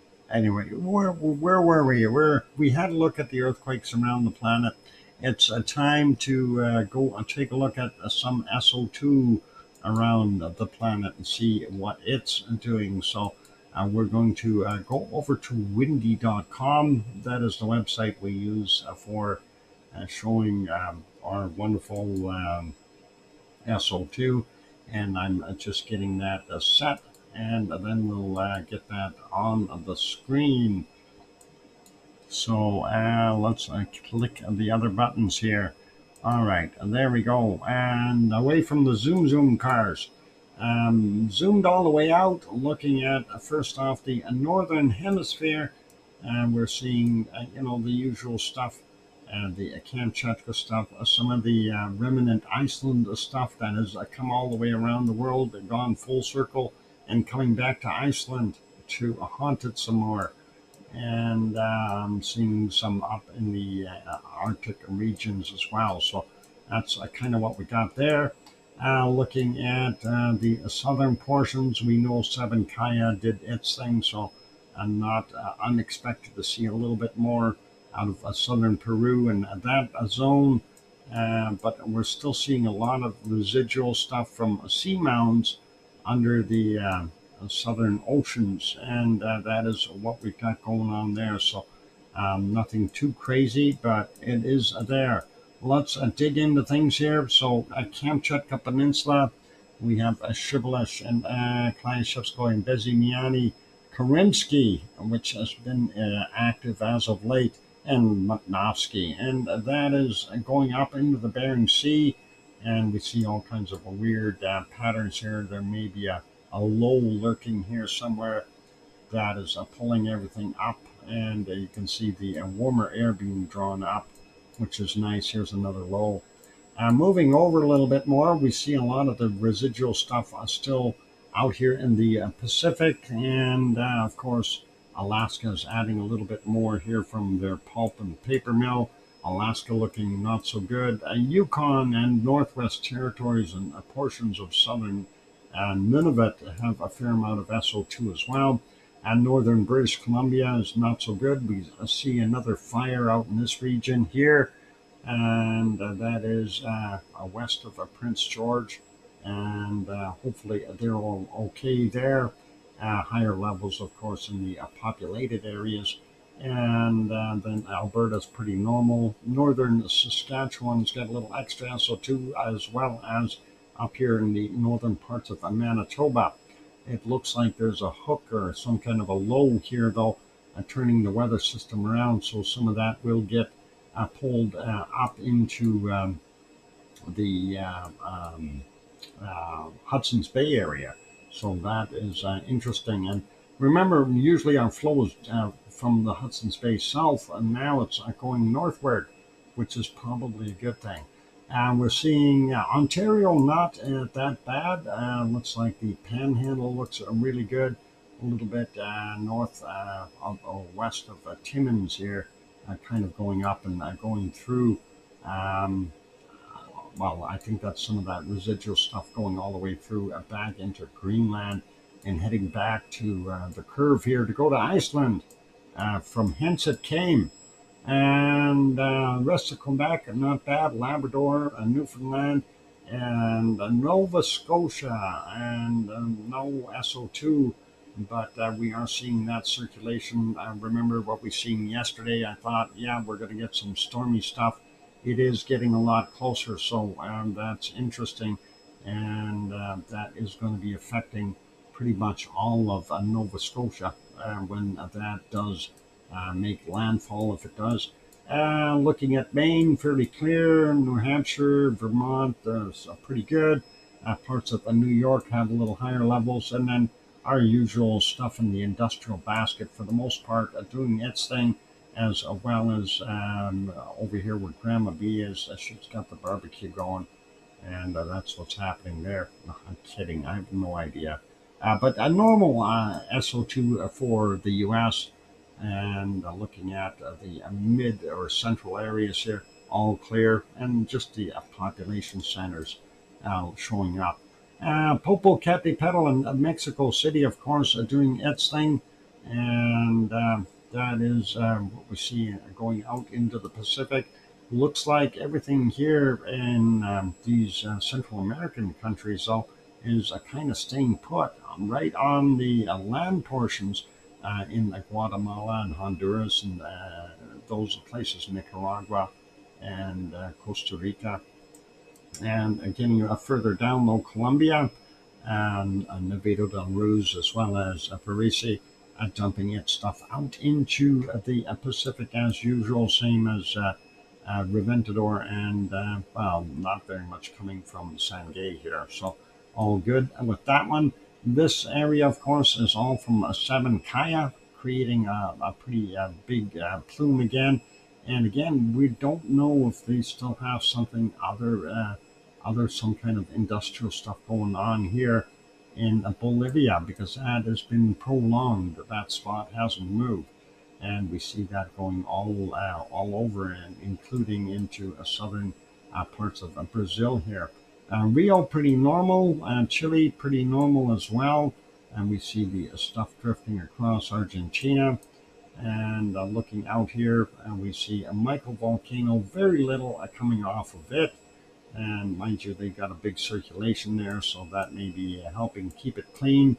And the stuff from Easter Island starting to dissipate there, or around Easter Island. And then, of course, we're still seeing fair amounts all over here in the oceans underneath Australia and New Zealand. And this is not all from White Isle Volcano by any means. That is coming up from some seamounts. And Australia, not bad, though. We see a little build up here and around Newcastle, just north of Sydney. That's likely from the coking plants. And then seeing, these weird weather anomalies, if you will, in these regions. That's where it gets stormy, and you got the wind coming in one direction, and all of a sudden you hit a little bit further, and bang, you're gone somewhere else really quickly. Anyway, Tonga, Tofua still doing its thing. Gawa, Eoba, Abrams, and others there in Vanuatu doing their stuff. Papua New Guinea, pretty normal as well. And looking at what we see here, Luotalak and Luotavai Laki Laki continuing their stuff, and not seeing quite as much from Simaru today, and maybe a little bit in there from Slamet, as well as Marapi. Hang on, where'd Marapi go? Yeah, here somewhere, Marapi. So I'm not sure if there's other influences. I know they have some industrial stuff as well. Jakarta looks like it's probably trying to take over the SO2 market here and leave Krakatau out, but I'm sure that'll change its mind later on in life. Currency, making that little plume, and Marapi right here doing its thing, and light levels, Sabankaya, no, is it, sorry, Cinnabang, not Sabankaya, Cinnabang up here doing its thing. And but I'm going over Ibu and Dakono. Well, I think Ibu can get blamed for the heavy stuff today because it did erupt to 18,000 feet. So we'll blame it on Ibu. But Dakono was also involved there with that heavy set plume. And this over here is all from Mayon right there. That's the guy right there. Mayon, Mount Mayon, and that is what's giving off that gas. And then, of course, a Taal volcano, which is right there in a Taal Lake, which is a part of the Taal volcanic system, right? I know. And then you got, of course, what's over here? Manila. There we go. I have to think of my ice cream, and it came to me right away. Yeah, Manila, vanilla, all rhymes, right? Pretty normal from the Marianas and Taiwan. Looking over in this region, it looks like the explosion and the eruption from Suwanosujima has definitely thrown out a bunch of SO2. Not sure why we're seeing a little bit higher level there, and not sure if that might have been something from yesterday from our Kuchi no Arabojima, or is it Kikai, or Kai. I'm not sure how to pronounce that one, but anyway, that's there. And then, of course, our wonderful Sakurajima. Sakurajima, a fairly heavy SO2 just across from Kagoshima. And then we go, wow, look at this. For something that wasn't visible, it sure has a lot of SO2 coming out of it. So SO2 is not your friend, and remember that. And then, of course, we go over here and take a look at Tokyo. Tokyo didn't look too bad until we seen what's coming out of Asama. Asama-san as well. Very little observed output and very, very high levels of SO2. That brings us back up into the Kamchatka, all good.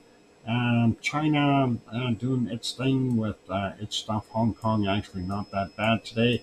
And it looks like eastern India is got a fair amount going on. We're still seeing that big storm here, or a low, I should say. It's not officially a storm, or, well, not that I know of yet, but it is there. It is helping clear some of that SO2 out of the air. And going down here into South Africa, that's the gold smelting in South Africa, and then the Democratic Republic of the Congo. We have Nyamura, Gira, and Nyiragongo doing its thing, as well as some coking plants in that region. going up to where RTVE is. Unfortunately, we have way too much SO2 in there to be able to tell what's truly coming from RTVE and the Danakil Depression. And the heavy spots here, those are oil refineries in Saudi Arabia and Kuwait, Iraq, and Iran, and of course some over here in Egypt and Lebanon and up here in Turkey. So they're all dumping out piles of SO2. And let's check on Piggy's house today and see how bad it is. 9.5, not so good. I wish it was down around 2s or 3s. And looking at what we got here, this is from our Mount Etna. And that, of course, is continuing. And it looks like most of the heavy stuff has moved south. So even where Yvonne is having your ouzos, in Redanzo, the level is not that bad. Well, a little bit worse than Piggy's, but not that bad. So still all good. And let's take a look at the rest of Europe. So yeah, not bad in Portugal, Spain, France, and most of Italy. And then we got Austria and those places all looking pretty good. Northern parts are, I guess, 2/3 of Germany, and looks like Belgium and Holland are all with light levels. Same thing with half of Poland, and even up here in Denmark, they've got a little bit, and then some stuff on the shores of Sweden, Norway, and Finland. Looking at very, very light levels in England, so everything is good there. Ireland maybe a tad heavier, but not by much. And then taking a look at Iceland. So what goes around the world comes around the world and comes right back to Iceland. They've got an inflow of SO2 from a volcano that started here and went all the way around the world and came back. So it's coming home.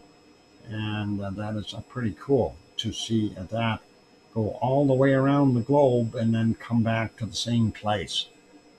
Very, very interesting, and shows you how weather patterns work. So you had bad gas leave, and the bad gas is being brought back to you. Mother Nature didn't like it, I guess. All right, we are very close to taking a break, so let's put us back to Iceland. Well, we want to take a look at that. It looks like we got maybe a little bit more lava showing or pushing forward. Actually, it looks like the smoke being creating, there's a lot of smoke, so that's might be a moss fire. That's what's going on there. So pretty awesome. I don't know if we can see anything on the other cameras. No, nothing available on the other views. So let's leave it on the one that shows the lava forefront. Hey, Dave, I'm a number one. Dave, it's about time you got here. Oh, wait, you're never here. Dave's not here. Ladies and gentlemen, Dave is not here. I had to announce it, Dave, just so everybody is absolutely 100% sure that Dave is not here. Good to see you, Dave. Anyway, yeah, it is a time for a break. Yes, I can't see Dave 1. Okay. Yeah, that's right, John. And Dave's not here. Yeah. Dave 1. And Dave, the other Dave is Dave 2. Zobel. I'm some Dave. Yeah, you're Dave Zobel. And the other one is just Dave, who's not here. I think his last name is Dave. Sorry, not here is his last name. Dave. And then it's not here. It's not here. Boy.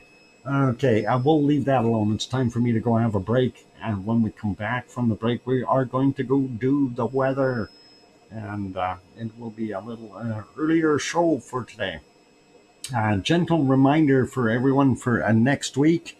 I am going to be up in Fort McMurray all week, from a Monday through a Friday. So Friday night I will be back home, and we will do a show Friday night, hopefully, if everything is good and not too tired, depending on how much we got to do. But that's what we're going to end up doing. So yeah, just so everybody is aware of that. And I mentioned it during the course of the week a couple times, and of course I mentioned it yesterday. I don't get to hear your wonderful voice after my surgery. Oh boy, when is your surgery there, Buster? I hope you're going to fare well with that. All right, I'm going to go take for a guy who isn't here. That Dave sure has a lot to say. I know, isn't that amazing, Mars? And it is. Oh, it's on the 11th. Oh boy, I wish you well with that, Buster. And that's hopefully it doesn't. And darn it, you have to go. What? Have to go back to that dump again. Yeah, unfortunately, Mars, that's part of having an occupation. Until I win the lottery, I didn't win last night, so I'm still hoping for it. I'm keeping my fingers crossed. No live stream on a Monday through a Thursday next week. Good luck in Fort Muck. Fort McMurray. Yeah, it's not a place I like. That's all there's to it.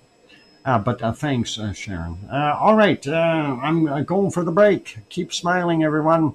And here's some music. I'll be back.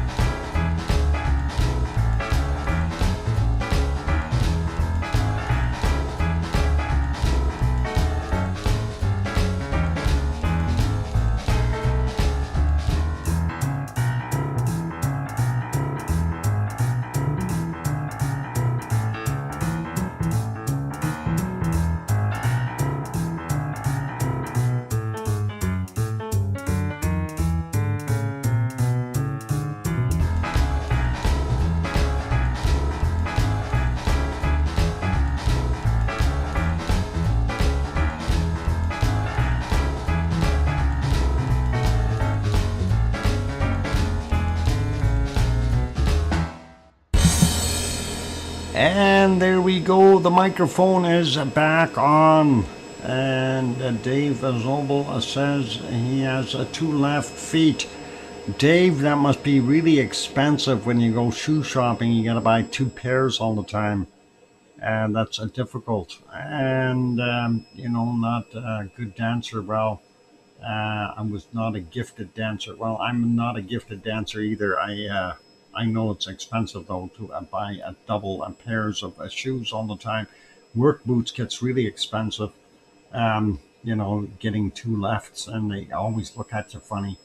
Thank you for the welcome backs there from John and Sue and Sophie and Dave and Sharon Stewart saying, I hear you, DrFox2000. And thanks Mars and Hermione and Fluffy and DPS and Billy Bob Joe. And the 2 left feet is expensive. You got to understand, you guys, it's double the cost all the time. Because no shoe manufacturer will sell you 2 left feet. I don't know why. Why is that? Thanks, Buster. And anyway, no idea what the heck they're doing. All right, I guess that, you could open a store, call it the 2 left feet store, and only sell pairs that are both left, and pretty cool. I guess where I'm not, and 3 I guesses, and the first 2 don't count, right there, Buster. Anyway, let's get to our weather. Whoop, I need to change that. There we go. Weather. Whether we like it or not, we're going to look and see. First off, storms. Well, what do we see out here? We know we had that one that was over here. That circulation now sitting pretty much right on Nova Scotia. There we go. Coming for you there at Cole Harbor, and just about the epicenter coming in. Sue is probably not doing so good there.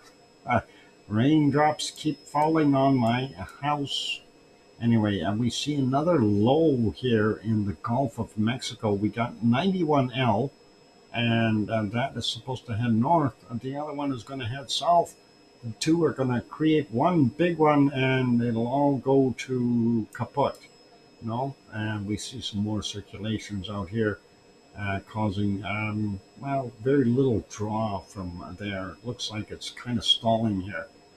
We see with that low, everything right in this region is really stalling out. A couple lows out here to be expected, and nothing too crazy there. Storm-wise, what do we got? Well, what happened to our friend up here that was supposed to get all the way up into the Aleutians? Gone, right there.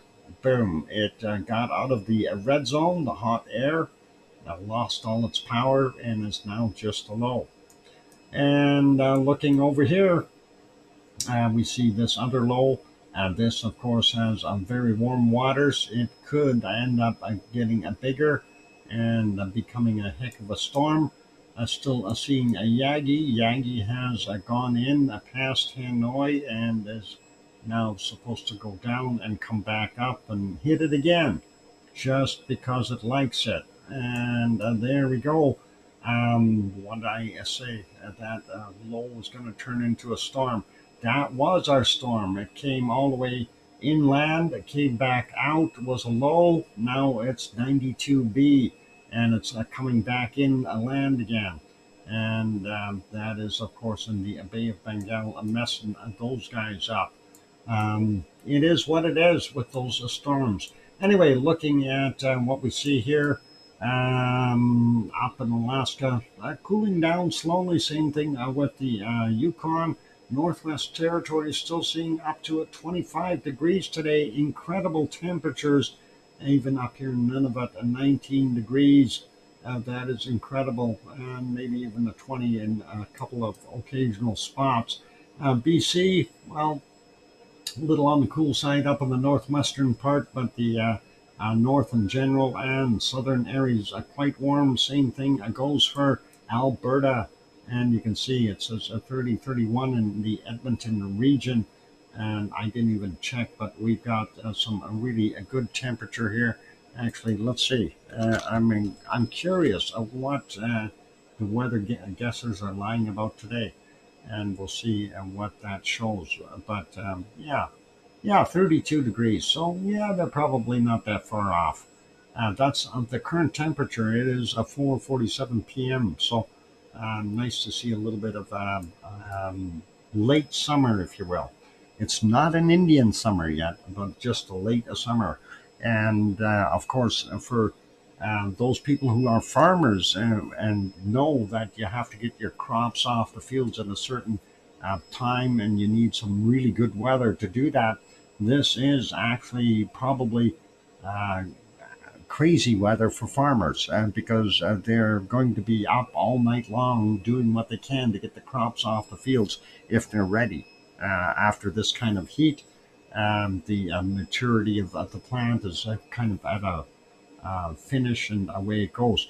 And my last trip up to, the trip up to Grand Prairie, a lot of places they already have the canola all swathed, and in many places they've already started taking their summer wheat off, and just combining it and getting rid of it. Anyway, doing their thing. Saskatchewan quite hot as well. Still seeing some good temperatures in pretty much all of Manitoba.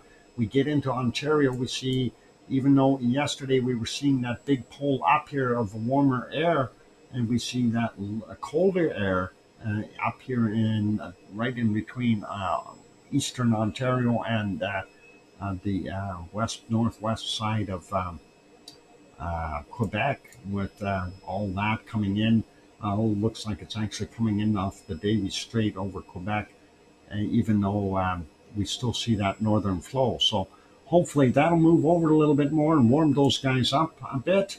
And then seeing what we've got in places like Labrador and the rest of Quebec, and over here in our wonderful Nova Scotia, Newfoundland and Nova Scotia, their temperatures really aren't that bad, even though they've got some windy, rainy weather. 20 degrees in Cole Harbour, Dartmouth, and Halifax about the same there. So all good that way. Looking at Boston 21 and New York sitting in about 17. They got some of that cold air coming across them, and we see it is a little colder in the Appalachian Mountains. And let's see, at Virginia Beach, we got about 22. Grandma B's house got 24 degrees. That is awesome. And why is all these things in here? Am I not talking or something? Am I missing something? Leaves are looking a little droopy on Thursday after the dry summer year. Oh boy, I guess they're all going crazy. And this, it's gone. I've got a zoo happening, a farm. I got the pigs and cats and mice and hamsters and rabbits, chickens and geese and bats and ducks. Oh boy, it's all gone to weirdness. In ancient books, bats were thought to be birds, and whales were believed to be fish. And Yvonne Kunkel is back. Yvonne, welcome back again.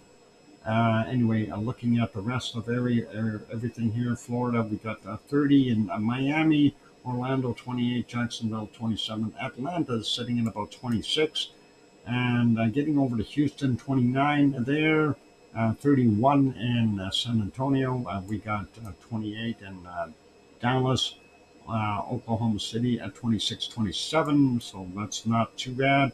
And we're seeing 29 in Albuquerque and New Mexico. Mexicali, 44 degrees. Phoenix, Arizona, 41. Very warm there. And Prescott, 28. Flagstaff, about 19, 20. Much higher elevation there at Prescott. And Lost Wages, 41 degrees in Las Vegas.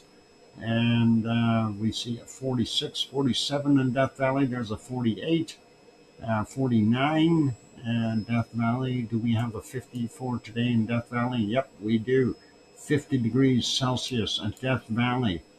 And I don't think there's anything higher than a 50 in there today. So that is a pretty awesome 50 degrees. That'll get you warm. And let's take a look and see what we have. Los Angeles, a very hot, muggy day, 35 Celsius. Riverside sitting at 41. Wow, Anaheim is about 39. Looking at Bakersfield, it's got, 39 as well? Yeah, and pretty close to that 40 mark. Anyway, looks like it's about 18 in San Francisco, but as soon as you move out of there, it starts to go up in temperature. San Rafael coming in at about 32, and we go up and take a look at Sacramento, 37 degrees there. We got all kinds of little spots here where it's a little bit warmer.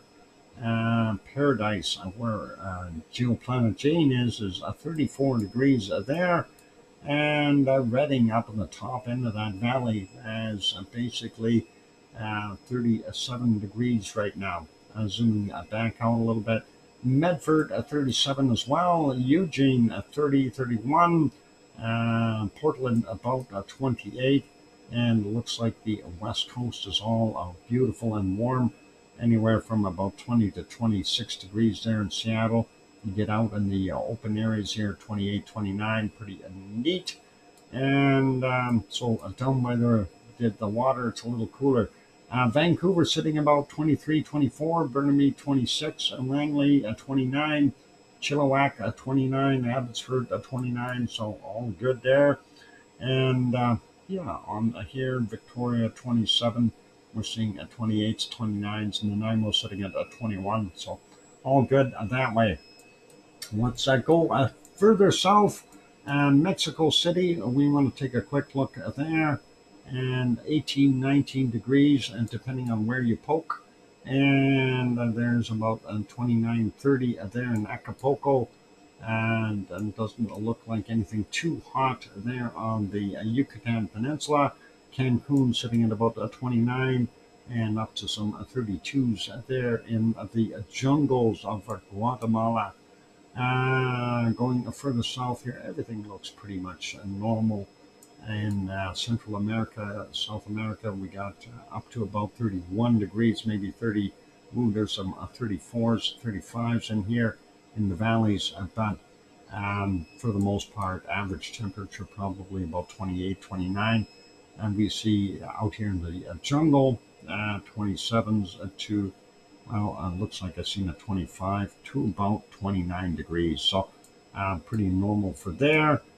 The Amazon basin, anywhere from, well, we got up to 32 degrees, and maybe on the low end, maybe about 26 degrees. So 26 to 32, a good temperature spread, but all in the positive. Guayaquil coming in at about 26. Lima, Peru is 18. And Santiago in Chile, we have about 13 or 14. Sao Paulo sitting at 24. Brazil at, Rio de Janeiro, Brazil, sitting at 23. Buenos Aires 16. Paysandú, a little bit warmer at 18. And nice to see they're warming up a little bit. You can see that cold starting to retreat, and that is a sign that they're getting closer to spring, and we're getting closer to winter up in the northern hemisphere.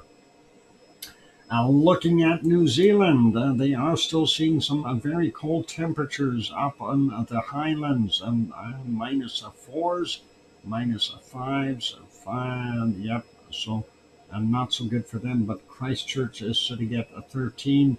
Hopefully they'll warm up a little bit there.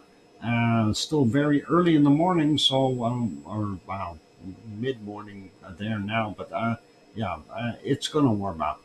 13 at Wellington, Hastings coming in at about 15, Taupo sitting at 11, and we see, actually it'd be around noon now there, sorry. Hamilton about 16, 15 in Auckland, and we see some spots maybe just a tad warmer there up on the rest of the peninsula, but nothing too crazy going on. Down to Tasmania, Hobart sitting at about 12, and temperatures 11, 12 around the outskirts, maybe even a 13 on the eastern side of the what is it, leeward side of the island. Wayward is where the wind blows onto, and leeward is where it leaves, right? Something like that. Anyway, 12 in Melbourne, and Adelaide coming in at about 11. They're actually cooler.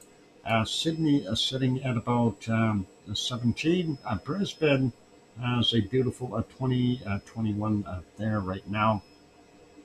I notice how Doc always skips over the Midwest of the United States. Even he does it to us. Everyone calls it flyover country because that's the only time you ever get there, flying over it. Aha! Well, Buster Brown, fly over country. I'm looking for it. Where are you referring to? Are you referring to, oh, hang on, here's Chicago. The next good point here, oh, hang on, that's over in Salt Lake City. Did I fly over something that I might have missed? What about out here? This is not Hawaii. It's 22 degrees Celsius there. Anyway, you bugged me. Now, where was I? I forgot where I was. Oh, way to go. Now what am I going to do? We were looking over here. Yeah, let's go look at Indonesia. Granzand, welcome. Kia ora. Good to have you on board.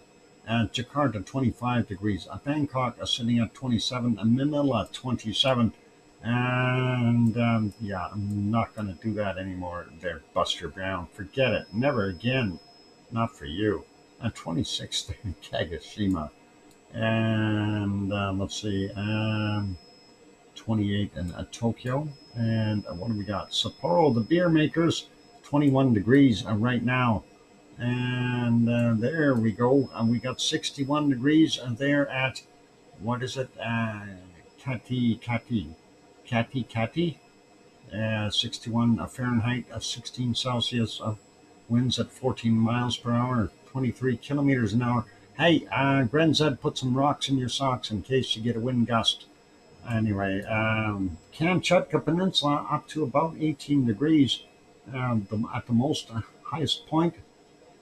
But hey, we still have time for that temperature to increase a little bit. I see 17s. I thought I'd seen an 18 in there too, but maybe I lied. Maybe I was mistaken. Maybe it was confusion because of Buster Brown busting me. All right, there we go. We'll leave that be. Let's go over here. Anyway, Jakarta coming in at 28 degrees. Delhi sitting at 26. And what do we got here? Cape Town, 10 degrees. Very cold down there. Let's see. Do we have any hot temperatures over 50 degrees? I don't think so. I'm not in the desert yet. And looks like, yep, on the Sahara, mid 30s is about the best we can muster today.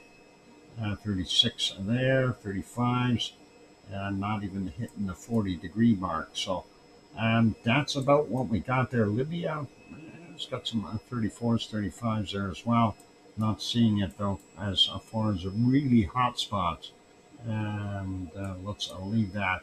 All right, looks like we've got some circulations and stuff going on here with that storm that had come in here. It's probably still remnants of that messing with the area. Dubai sitting in about a 33, and Riyadh a 32. Cairo coming in at 26. Baghdad sitting at 29. Beirut 29, Maletta sitting at about 23, Adana 26. Piggy's house, well, let's see what Piggy's house is. 27 degrees, not good weather for trying to sleep. And Yvonne Kunkel may be facing the same problem. Katnia sitting at about 27, 28. And Redanzo sitting at 20 degrees still. Very, very warm weather. Hoof prints and on the lawns, fun and games. Hey, and why have you got that on the lawn? And you don't want that on your lawn. Fertilizer, Naples 27 degrees, Rome 24, Milano up the north is 23. And moving over a little bit more, we see Madrid sitting at about 1920, Aurelio's house about 15 right now, and about 17 in Lisbon. I'm moving up and looking at Nantes is 14, 17 in Paris. Munich is sitting at 20 degrees right now. 20 in Frankfurt, 22 in Cologne. Yvonne Kunkel's house is about 20 degrees. Hope she's still listening, and hopefully she got it. Looks like Brussels, Belgium, sitting at about 20, and Amsterdam 21. Wow, Rotterdam 20. So they've got some temperature there for the late in the evening. That's pretty warm for Holland. And looks like 23 in Berlin, Hamburg sitting at 21, Lübeck sitting at 20, and then going up, seeing Copenhagen sitting at 19, Aarhus 19, even Oslo sitting at 16. Some good temperatures for them. Stockholm 17, a little cooler here, 17 in Helsinki, and 14 there in St. Petersburg, Russia. Now going down here, London, England, 17 degrees, and that's not bad. We see Wales, pretty much the same temperature, 17s, and there's some 18s along the coast. Leeds coming in at about 15, gets a little cooler there. 15 in Glasgow, Aberdeen sitting at about 14, and again the coastline 14s, 15s, 16s in some places, so some 17 even on some of the islands. Dublin coming in at 14 and about 16 over at Irish Monk's House on the other side of Ireland. And going up to see the change in the weather patterns.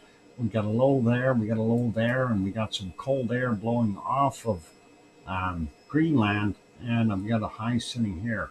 That's going to mess us up as soon as that high comes out here, and that's going to just really throw things for a little while. We'll likely have some bad visibility again as the warm and the cold mix together. Reykjavik coming in at 8 degrees, not very warm. Grindavik is sitting at about 8, and our eruptive area about 8 as well. And Keflavik is 8, Rankensbar 7, and 7 in Yardvik Airport about 8 degrees also.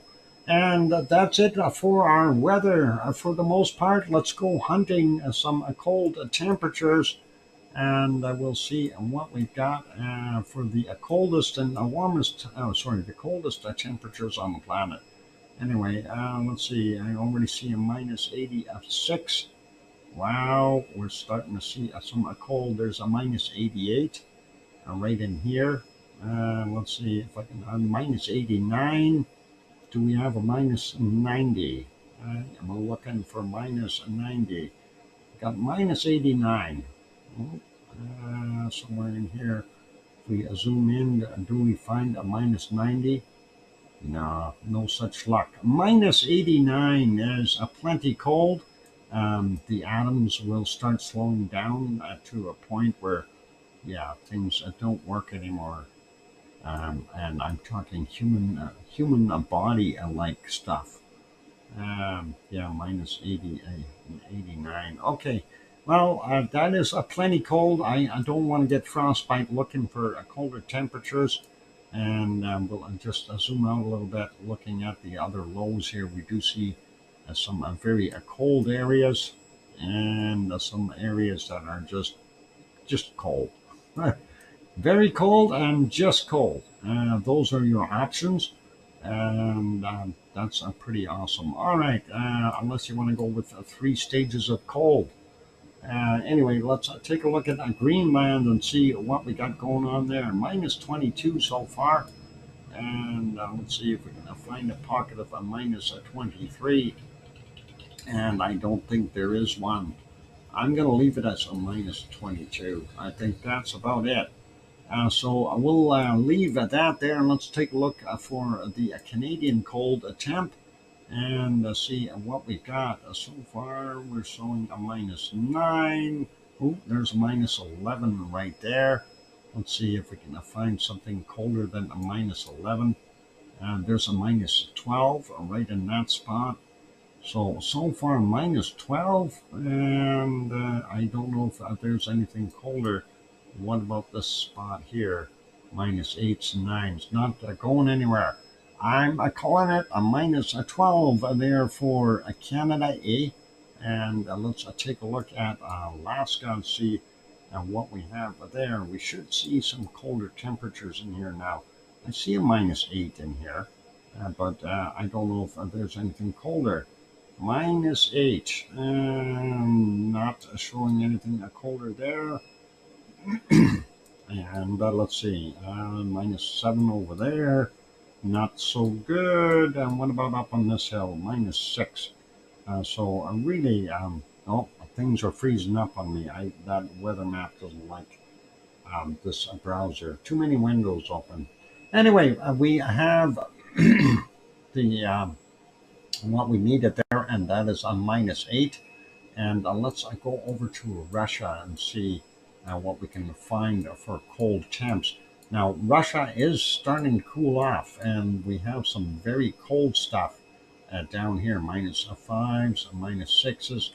So the search is going to get a little bit more broad in the near future with all of those different things going on further down in the southern parts.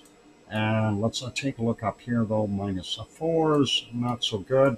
And I think we're going to find our lowest temperature in here somewhere. So far, a minus 6 is what we're seeing. And there's a minus 7 so far. And do we have minus 8. And I don't see anything colder there. What about over here? Do we have a minus 8? Minus 9 is what I'd like to see. I guess let's just sneak in here for a second and double check and make sure there's no patch of a minus 9. And that's what it looks like. So minus 8 is as good as it gets there for Russia. And I'm going to leave it as that. We had 21C last weekend, spring, but winter returned last night. Oh boy, don't you hate that when winter comes back? I have that all the time here in Alberta. When winter comes, every 6 months it starts again. No matter what you do about it. And then it'll last for 6 months. Anyway, that's it for all overall tide. Sue, awesome game. And thank you for being there and doing that. I took a 12-degree beating. Oh, Buster. That is scary. Yeah, scary windy. Yeah, we were looking at that. The winds whipping across there.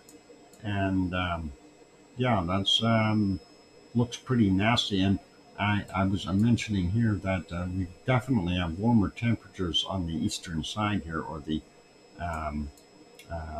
wayward side. Oh, leeward, whatever the side that doesn't have the wind blowing on it directly.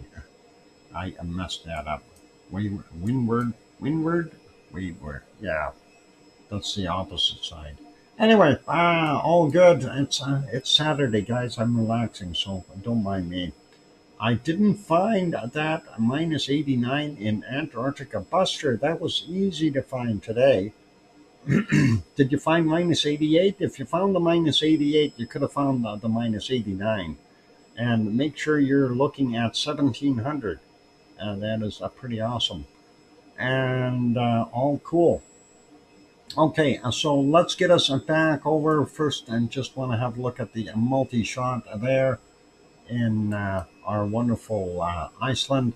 And yeah, I think I might leave it on here for now. We can see the traffic on the highway. We can see a little bit off in the distance. These screens aren't completely dark, so it's nice to be able to see something. But it is 11:11 there, or 11:12 in the evening, or 23:12.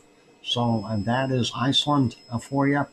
And I hope everyone enjoyed today's show. Today, of course, is a Saturday. Tomorrow is a Sunday.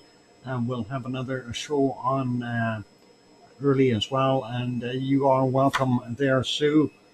And thank you for being here. And thanks, everyone, for being on board today.